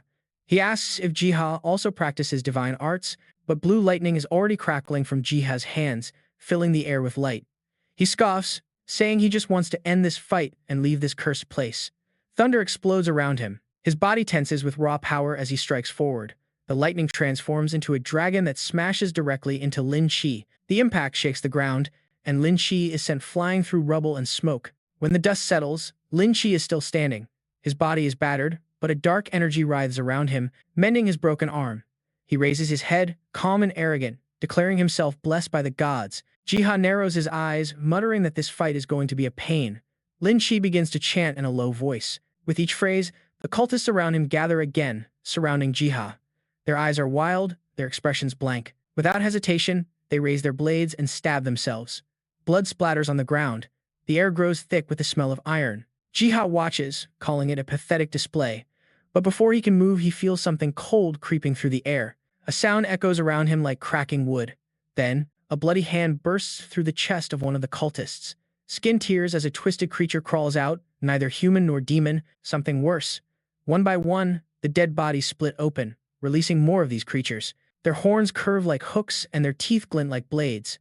They crawl forward, leaving trails of blood. As the ritual completes, he remains unfazed, smirking smugly and coldly, muttering that these so-called gods are nothing more than monsters pretending to be divine. Jige raises a hand to cover half his face, watching with calm. He scoffs at the cultists for offering their bodies to summon demons without a second thought, letting out a short laugh. The summoned creatures reveal their true twisted and bloodthirsty forms, locking onto him. A blue lightning erupts in the sky, weaving into streams. As Jige announces he is unleashing his own forces, the small lizards transform into massive giants over 10 meters tall, roaring as they advance toward him. The demons charge, but Yiji's giants instantly crush them, turning their bodies into pulp before they can even attack. More giants flood the battlefield, their footsteps making the ground tremble. The red-robed deputy bishop trembles as he watches. The church leader is dead, and now countless giants are appearing. He tries to use spiritual vision to locate the leader, but only sees him standing there. He is next to the coffin, targeting Tai. Despite shouting orders, nothing can reach him. Meanwhile, Liu Qinju and Suho descend from the sky in their awakened states, confronting the deputy bishop. The pastor realizes that they had planned everything in advance, assassinating the cult leader, deploying the giant army and intercepting him, and he understands the cult's mission is doomed. As cold air radiates from the coffin, he notes the entity inside holds a grudge for the position it lost. The system reports that Yi has gained 5 points of special divine energy as part of the ritual's accumulated faith, partially absorbed by emotai to create a body for no jump. Yi laughs at the revelation, approaches and disdainfully opens the coffin, only to find it empty, save for a luxurious interior.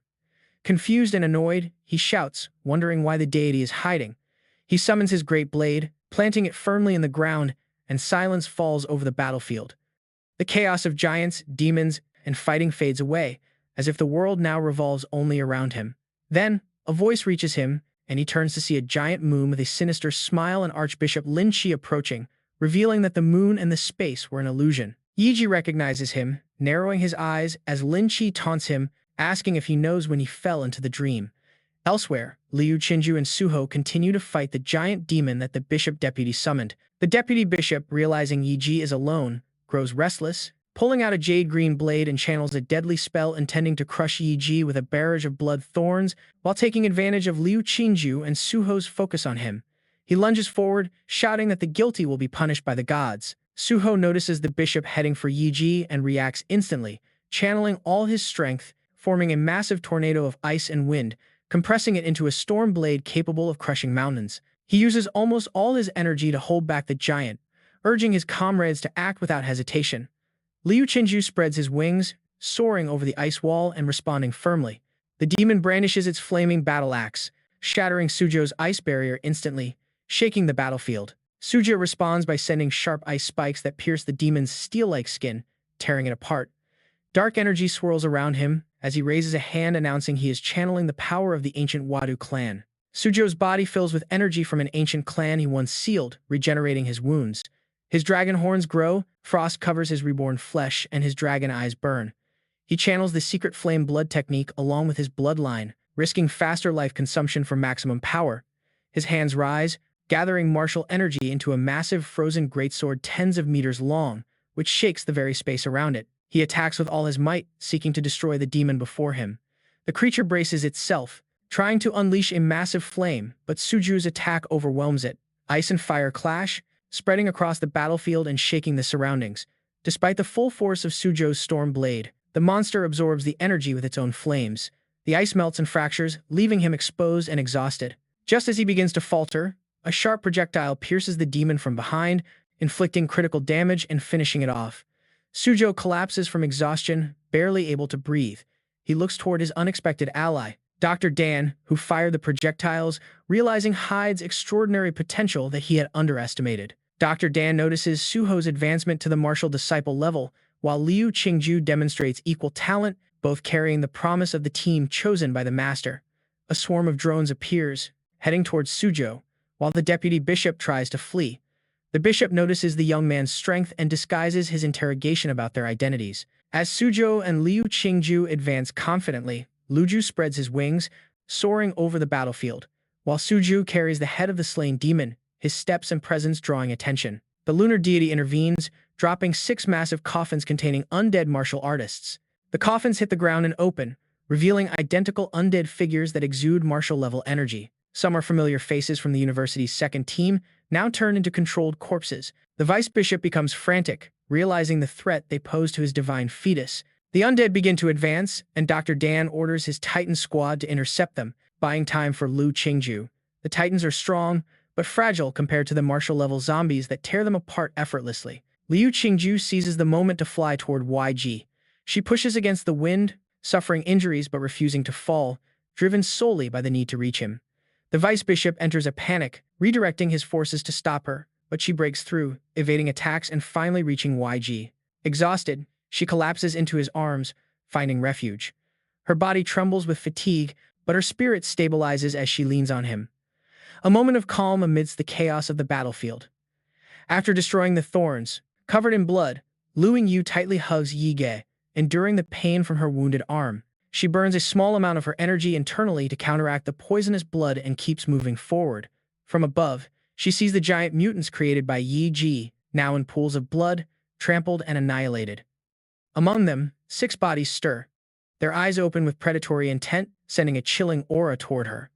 Recognizing the danger, she tries to resist the overwhelming presence pressing on her mind, refusing to surrender and spreading her wings to create a shockwave of resistance. The force strikes her physically and mentally, assaulting her spirit and causing her intense pain. But she clings to Jige, determined to protect him. Her strength fades as she falls into darkness, still holding onto Yiga as they descend.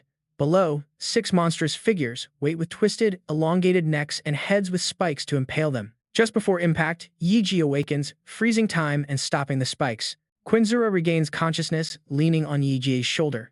He reassures her, and she relaxes, letting herself fall completely into his embrace, exhausted but safe. The enraged deputy bishop tries to act, ordering 7 martial masters to attack. Yiji silently channels his power, teleporting Quinzura to safety while he alone faces the remaining threats. In his Titan form, he crushes the martial-level undead, moving with an overwhelming force, leaving a trail of destruction. The vice bishop experiences hallucinations of repeated death, driven to despair as Yiji's presence dominates the battlefield. His mind and body break under the pressure, leaving him weak and terrified. Yiji continues his imposing assault as a titan, annihilating all the martial-level enemies with crushing blows. Below, the battlefield is a wasteland of flesh and blood, as his power leaves no room for opposition. Suddenly, the moonlight intensifies, revealing a new figure descending from above. This supreme leader, shrouded in silver moonlight, stands motionless, emanating a terrifying and divine aura. His hair is long and white, his features are cold and sharp, and his gaze meets Yiji's. He has an unshakable presence that conveys both recognition and dominance. Though he shows no fluctuations of ki, his aura radiates absolute power, suggesting he is the source of all the mutations and the chaos in Lingwei County. Jige recognizes the threat but faces it with defiance, prepared to challenge the figure under the distorted moon. Understanding that this encounter could define the outcome of the conflict, a mysterious deity emerges from the moon and appears to be the lunar deity. Yi rises through a void where the city has disappeared, replaced by a silver light, as if he were standing on the moon. The air changes, and although he feels cold, he realizes this is a mental realm not subject to physical laws. Unlike with illusions, the damage here is real, and he lacks his invincible golden body. The silver moon deity reaches the final step, floating above like a god. He acknowledges Yi Ji's exceptional talent and states that part of his divine essence has been stolen, turning Yi Gi into a potential vessel. The silver moon deity promises to elevate Yi Gi from mortal to a god, offering a partnership to rule together. And Jige refuses, maintaining his disdain, declaring that gods exploit the weak and resort to threats when stripped of their true power. The silver moon deity remains serene, explaining that even a minimal affinity with a mortal is enough to destroy him. It unleashes a surge of black and silver energy, trapping Jige's body and soul in a silver light. Jige feels the vast gap between God and man, as his supergiant body shatters, leaving only a skeletal form suspended in the void. Despite the assault, Jige's consciousness remains. It survives, protected by a talisman that controls his spiritual essence. He anticipated the god's attack by setting a trap, using the resurrection energy of the vampire queen. The silver moon deity realizes it cannot touch Jige's soul, enraged as the mental realm cracks apart. A colossal blade descends from above, slicing through the void and the realm collapses. From the breach emerges the division chief, Longqui, the Azure Dragon National Grandmaster, wrapped in white bandages with his blue hair flowing, wielding a great, shining sword. Jige watches in silence, satisfied that his plan is succeeding and the divine power he sought can now be taken. The silver moon deity is shocked, questioning if a human can possess such strength. The Grandmaster examines Jige, noting his chaotic energy and impure form, comparing him to the first demonic hybrid. The silver moon deity attacks, attempting to seize Jige, but the attack fails and it is thrown far away. Only the silver moon deity and the Grandmaster remain, facing each other. The Grandmaster gathers divine consciousness, channeling overwhelming power. As he descends, the silver moon deity prepares, expanding the moonlight and flooding Linsui County. The combined energies crack space, manifesting as a dragon in the sky. The Grandmaster charges toward the pillar of moonlight, ready to confront the divine entity and restore balance. Elsewhere, the sky and earth churn as light and thunder intertwine. Jige is thrown across mountains by the moon deity, landing far from Linsui County, wrapped in a protect. The forest is devastated, trees destroyed by the impact, and Jige emerges, pale but alive. He scans the area and finds no trace of the county, realizing the battle likely wiped out the region. As Jige contemplates, the system panel appears, displaying a moon seal curse mark linked to the Master of the Moon and Nightmares. He understands the danger, but also sees an opportunity. He studies the system interface, identifying divine attributes and their effects, particularly those related to the moon and dreams. He begins to assign points, enhancing his skills and templates, including the vampiric bloodline, the demon moon bloodline, and powers that are enhanced under the moonlight. Each upgrade amplifies his combat potential, transforming him into a god of war under the full moon, while remaining relatively inactive during the day. Jig tests his strength, striking with an explosive force that carves up the ground and scatters the wildlife. He observes his muscles, enhanced reflexes, and nervous system processing speed, recognizing the full effect of his lunar curse. He notes that he is a key figure in the unfolding events and anticipates the interest of the Dragon's Claw. He plans to contact Jua University for support, recognizing the importance of allies and resources. He activates bat wings and departs. At Hua University, it seems peaceful. Jiho meets with the director Shi Jingwen, who welcomes him and praises the squad for completing the mission in Lingqiu County. The director assures him that the mission will be publicly presented as Level 4 to avoid shocking others, while internally, the squad receives Level 5 rewards. Jiho knows this on the surface, but suspects the director might know about his manipulations. Later, Jiho reviews footage of the disaster in Lingqiu County sent by Dr. Atman, confirming that a massive explosion has destroyed the area and left few survivors. He remembers the words of the lunar deity about the moon's attack and feels the gravity of the high-level martial arts threats. Jiho reflects on the need for caution, remembering that the Grand Master can help seal the lunar mark curse. While he waits, the Grand Master arrives gravely injured, his bandaged body radiating a heavy aura, revealing the cost of the battle and signaling the ongoing danger in the martial world. In the reception room, Azure admits his injuries, the frostbite damage he suffered from fighting the lunar demon. Despite his injuries, he achieved victory. As he speaks, our friend laughs softly, finding it unexpectedly adorable that the normally stoic Azure Dragon is explaining himself. Then, Azure Dragon removes his cloak and begins to help our guy seal the gaze. Since Director Shi had already spoken to him about our guy's condition, he decides to reveal some classified secrets. He reveals that monsters used to be as intelligent as humans.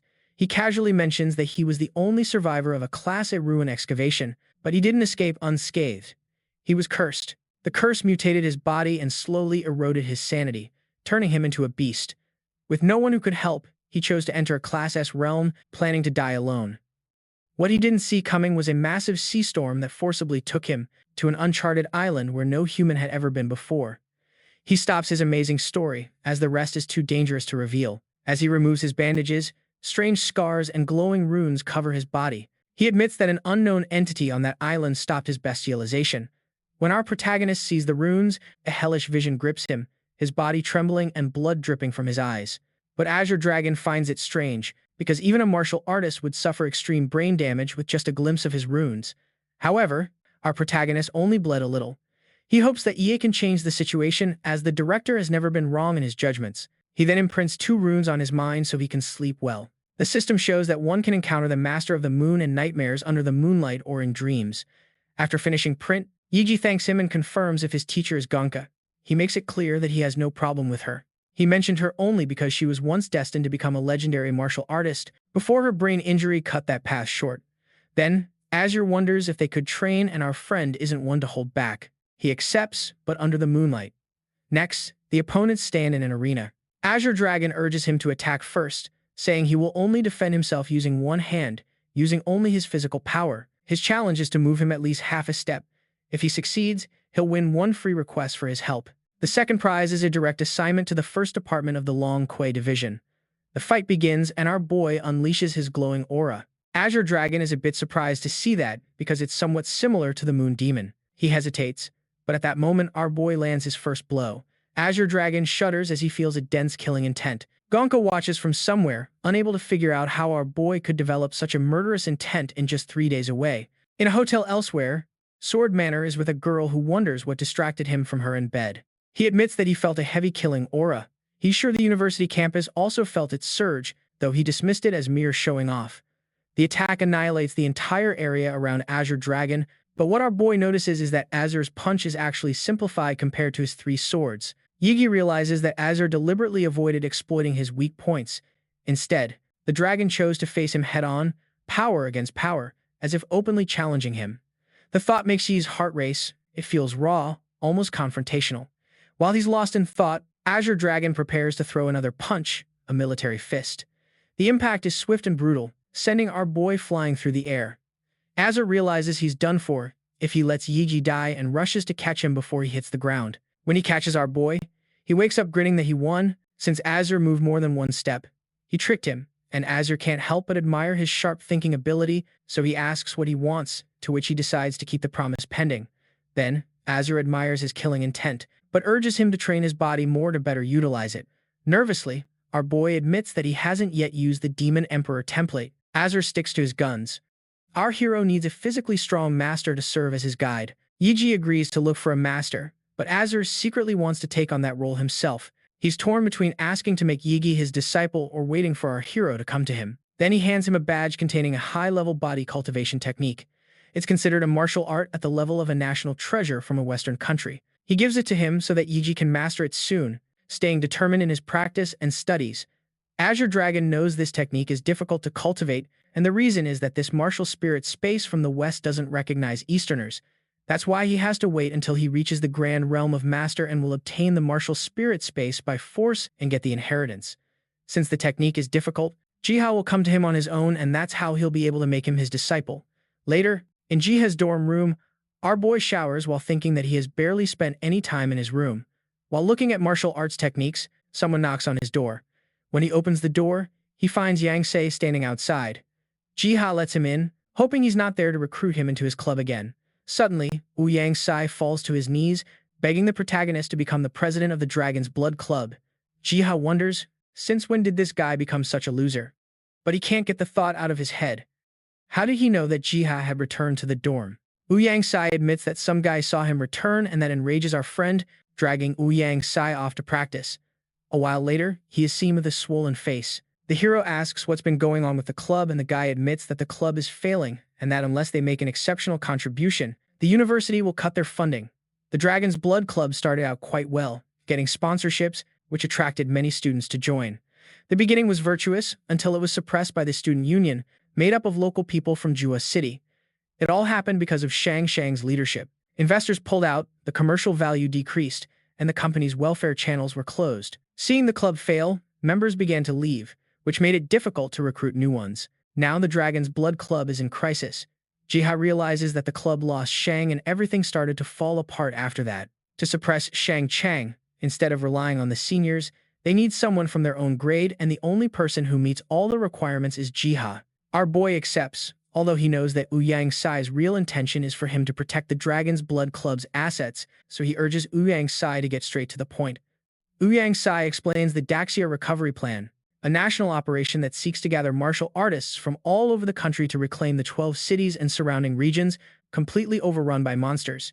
He adds that other universities will also participate, with their own school taking the lead. Under Jiha's guidance, the Dragon's Blood Club will follow the official orders. However, Jiha's immediate concern is removing the surveillance cameras, and Yang Se obeys without hesitation. As Yang Se leaves, Jiha realizes how much he has helped and also notes that he has great business skills. With his help, he can really make the club grow, raising the prize template for the future. He then decides to master both martial arts templates. On the other hand, Shin Chen calls Jan by his name, wondering what's taking Yang Se so long. Jan feels deeply offended, but also a little worried because Shin Chen is extremely provocative. Jan still informs them that the vice president and the real president will be here soon. Hearing that, Shin Chen worries if Jiha is the president he's talking about. He urges Jan to let it go because he believes Yang Se has no chance of recovering. Against January, retreating is the most sensible option they have right now. The girl on the side also agrees with Shin Chen. Jan wonders what they plan to do. Quickly, Shin Chen mentions the Zhou family and its eldest son. Zhou Kai has promised them a good life, so he finds this option better than waiting for Jan to liquidate the club. The other members start to agree with him. Indeed, he won't show up. It turns out the people who agree with him are actors who were heavily bribed beforehand. A guy with curly hair enters. It's Kai, who wonders why Shin Chen is taking so long to deal with January. When Jan sees him, he shouts furiously, "How did you manage to get in?" Kai simply replies that they forced their way in and that he will take care of, fully compensating for the losses he has caused. Hearing this, Jan is about to hit Kai with a powerful punch, but a woman stops him. He soon realizes that the woman is no ordinary woman. Then, the mop-headed guy, Kai, orders the club to beat up Jan for his loyalty to the club. According to him, he's useless if he can't follow orders. As the others move in to attack, Yeeg suddenly appears, having rushed over after hearing the commotion from the floor below. In one swift move, He grabs Kai by his curly hair and yanks him back. Then, with astonishing strength, he throws Kai and the woman out the window. After throwing out Kai and his assistant, he turns to the people behind him. One of them stammers, begging for another chance while admitting he was blinded by greed. He knows that if he's also kicked out of Dragon's Blood, there will be no place for him in the Jewish City group. Wu Yang steps forward and informs them that they won't be expelled, but their actions will be kept under strict surveillance. They are also suspended from all activities of the Dragon's Blood Club for the week. Our hero glares angrily at the officers, and they accept their punishment. Later, the main officials sit down to discuss the club's financial and investment problems. Wu Yang suggests that Daxia's recovery could put them in the spotlight, but our boy proposes a more direct solution to defeat the threat of the Sangwon Club. To his disappointment, Wu Yang informs him that Chang Chuan has gone into seclusion to reach the martial master realm. This news makes him frown, but he quickly comes up with another plan. If he challenges the top experts from the entire university, he can attract more hype and, in turn, more investment. He then asks about the Langkwai First Division. Jan explains that it is the strongest martial organization in Daxia. Members of other Lianu divisions are known as Langkwai agents, while the members of the First Division are called aces. His determination shows how much he wants to join it. Jan admits that the First Division is only for the strongest. Each year, fewer than 3 Imperial graduates are admitted, making it a coveted place for all martial artists. This gives our boy an idea. He orders the Dragon's Blood Club's media team to start spreading the word. He stands up and announces that as the president of the Dragon's Blood Club and a current ace of the Langkwai First Division, he is issuing a challenge to all martial artists below the rank of Grand Martial Master at Jue University. He turns to the officials wondering if the hype is enough. He can't believe it anymore, considering our boy hasn't even graduated. Jige explains that he was recruited directly and didn't need to take any tests. Wu wonders if he's joking, but our guy clarifies that he received the position the night before and that the documents will arrive in 2 days. He thinks to himself that ordinary martial masters can be crushed easily, but the talented ones might require some effort. If our hero wants to fight a Grand Martial Master, he would have to use his time stop ability, but that relies on the element of surprise, and showing them off just for investment isn't a smart move. Su quickly contacts the media team, and soon, the news spreads everywhere. Nobody really knows our guy, so the gossip runs rampant. Many label him as arrogant for being a rookie who challenges others. When the news spreads that he joined the First Division without taking any entrance exams, people start to wonder if the officials were simply captivated by his smile.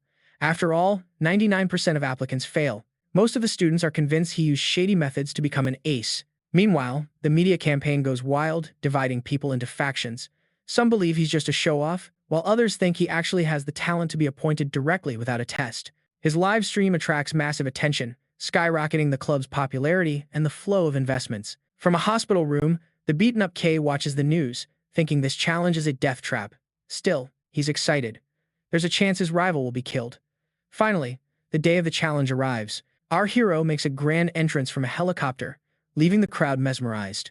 The crowd goes wild as Jige stands in the center of the ring, silently accepting both the cheers and the criticism. Calmly, our guy waits for the first opponent. On the side, Long-To realizes that this rookie knows how to promote himself. The man next to this long-faced guy wonders aloud if he will go up. That Long-To guy crosses his arms, ready to ride this wave of exposure. Rushing towards the MC, Long-To thinks to himself that as an internet celebrity, there's no way he can miss the chance to capitalize on this massive traffic. Besides, he believes the first challenger never loses, so if he wins, he'll be famous overnight. Additionally, even if he loses and someone else beats Jige, he plans to step in later and claim that he was the one who wore our guy out. Thinking all this, Long-To steps forward. His body is covered in smoke as he shouts and announces that he is a martial master of the Second Dan. The whole arena shook as they came face to face, but the fight didn't even last 10 seconds, as this loudmouth was knocked out by a single kick to the face while jumping to attack our guy. Just then, from behind, La Jing soars high into the air and lunges toward our guy, ready with her weapon to attack him. Everyone recognized her immediately. She's only a 5th Dan martial master, and she has a record of defeating 3 7th Dan students all by herself. Her presence here is a bit strange, since she's a prominent figure throughout the entire second year. So everyone is wondering if she's even a match for G. Whatever the case, at least she's stronger and more skilled than that so-called influencer Long Tao. As the tip of Yao Ling's spear descended, our boy concentrated the energy in his palm. Before striking her, G lets her know that the purity of her blade is too low. With that, the energy summoned by our boy literally splits the spear in two. Just like that, the rest of the opponents rush G all at once, who declares that he's quite busy and has to finish this quickly. Seeing his arrogance, the opponents charge forward, but with precise and skilled movements, the protagonist handles them all. Some were left seriously injured, while others were sent flying the moment they got close. At the hospital, Jokai trembles seeing all of this. He doesn't understand who to send for revenge, because at this rate, everyone will end up admitted to the hospital. Perhaps his older brother, Joe Junting, can handle this very efficiently, but he's a hardhead who only acknowledges reason, so he won't do anything to protect his little brother. However, just then, this guy smirks maliciously as an idea pops into his head. Back on the battlefield, the guys lying on the ground, all injured, are embarrassed. Knowing this will be a highlight on the school's pillar of shame, and every time someone mentions G, they will all be reminded of this humiliation. Suddenly, footsteps echoed in the arena, and the entire audience went wild because Junting had stepped in. An expert ninth dan martial master who was in seclusion had arrived here. This guy isn't just any martial master. Since he has recultivated his perfection realm, he can even fight and defeat ordinary grand martial masters. Everyone is excited, as Joe Junting inherited the powerful solar flare bloodline from his family. It's so strong that he once couldn't control it and would catch on fire, so the family gave him a special suit and training to keep it stable. Stepping forward, the guy very respectfully acknowledges that his brother caused trouble for G's association, so his family will compensate for all the losses. The protagonist could easily tell that Junting isn't here for revenge and doesn't even seem like a belligerent person, so his arrival here doesn't make much sense. This guy admits that he is indeed not here for revenge for his little brother, but for the reputation of the Joe family. He understands that the little brother was at fault, but for G to insult Junting's family is unacceptable. Hearing this, G scoffs, realizing that fools will always add their own spin and slander. However, this guy demands that our boy kneel and apologize. That said, the MC challenges this guy to make him apologize if he really has the skill. The next moment, their fists meet and an explosion of energy resonates as light envelops them, the entire area. They both unleash powerful punches. Their equal strength makes everything and everyone tremble. Janting roars with rage as he throws his full force into a frontal charge, while our boy calmly counters. At this moment, Yin notices that his enemy's nano battle suit has retracted and the temperature is suddenly rising. The entire crowd understands that this is the power of the solar flare bloodline and that Yi is literally doomed. The entire crowd's eyes are fixed on the fight between Yi and Jing. They are both equally strong, which makes the atmosphere incredibly tense, since they're on a completely different level than Long Tu and Yao Ling. The floor of the arena has split open as two streams of energy, one nuclear and the other of fire, clash against each other. Upon witnessing this, everyone understands why Janting is no joke, as he's the only one holding his own against Yi. At this moment, our boy unleashes an unexpected move by transforming into his monster template form, which distracts Jantin. Seizing this opportunity, Yiga throws a powerful punch that sends Jantin flying. Seeing this, even the young children are cheering for their favorite warriors. Gasping for breath and wounded, Jantin wonders how Long Tu recruited someone like this, as he finds our MC's fighting style barbaric. For a brief moment, he freezes, questioning his own senses as he realizes Yig is growing. Yig, standing calmly, suggests his enemy should be more confident, because he is, in fact, getting bigger. Instead of releasing the humanoid power all at once to form an external body, he's using the superior vampiric control over his own flesh and blood to slowly release the humanoid power from within his body. In that instant, he transforms into a gigantic form and throws a massive fist that smashes into Jantin. By using this technique, he has gained immense speed and nerve reaction capabilities. Furthermore, his physical attributes increase several times over each second. The earth-shattering punch leaves Jantin unable to defend himself, brutally forced against the splitting arena floor. This power makes Jantin realize this guy is just too terrifying. He always thought his own bloodline was monstrous, but compared to Yij, it's nothing. Jantin's bones can literally no longer withstand our boy's power, and it seems he'll need to cultivate all over again. However, right now, he needs to get out of this situation. He dodges the powerful punch, leaps into the air, and changes tactics, relying on speed instead of strength. But Yij won't let him get away and turns toward his opponent. At this rate, Jantin is furious. His body immediately tenses as a solar flare erupts and envelops his entire body. Witnessing this, everyone starts screaming with excitement, as this thermal energy is literally changing the entire atmosphere. This move from Jantin could literally kill our boy, but who can stop a raging bull? There are spheres of energy from this blazing fire, and the Blazing King unleashes his Blazing Sun Demon Hand. These spheres have now completely surrounded our boy's body, making him look similar to Godzilla. Still, Yig isn't afraid because he plans to use this to test his newly acquired martial skill, researched and created by himself. With that, Yig unleashes his ultimate move, the Heavenly Bomber Dragon Cannon. At that moment, a giant fireball fell from above and he raised his hand, which turned into a mouth similar to Godzilla's, releasing a powerful nuclear energy beam that swallowed the fireball. Jantin is left speechless as he realizes he is going to die. At this moment, after going berserk, Ji returns to his original form, scratching his head, as a figure appears in front of him, reminding him that this time he has gone too far. The director descended, arriving just in time to rescue Jantin. The old man was on his way to see this incredible fight, but ends up running into all this. Laughing foolishly, Ji claims that it can't be helped. Without the director on the scene, the tournament feels less important, so he asks the director to help him just this once. Sighing, the director realizes that Ji was messing with his master, Gonka Kaka, who always called him boring. Thus, he now decides to personally support his tournament and announces if anyone still wants to challenge Ji. Witnessing all this destruction and the protagonist's powers, no one even dares to say a word, and so the director declares our boy the winner.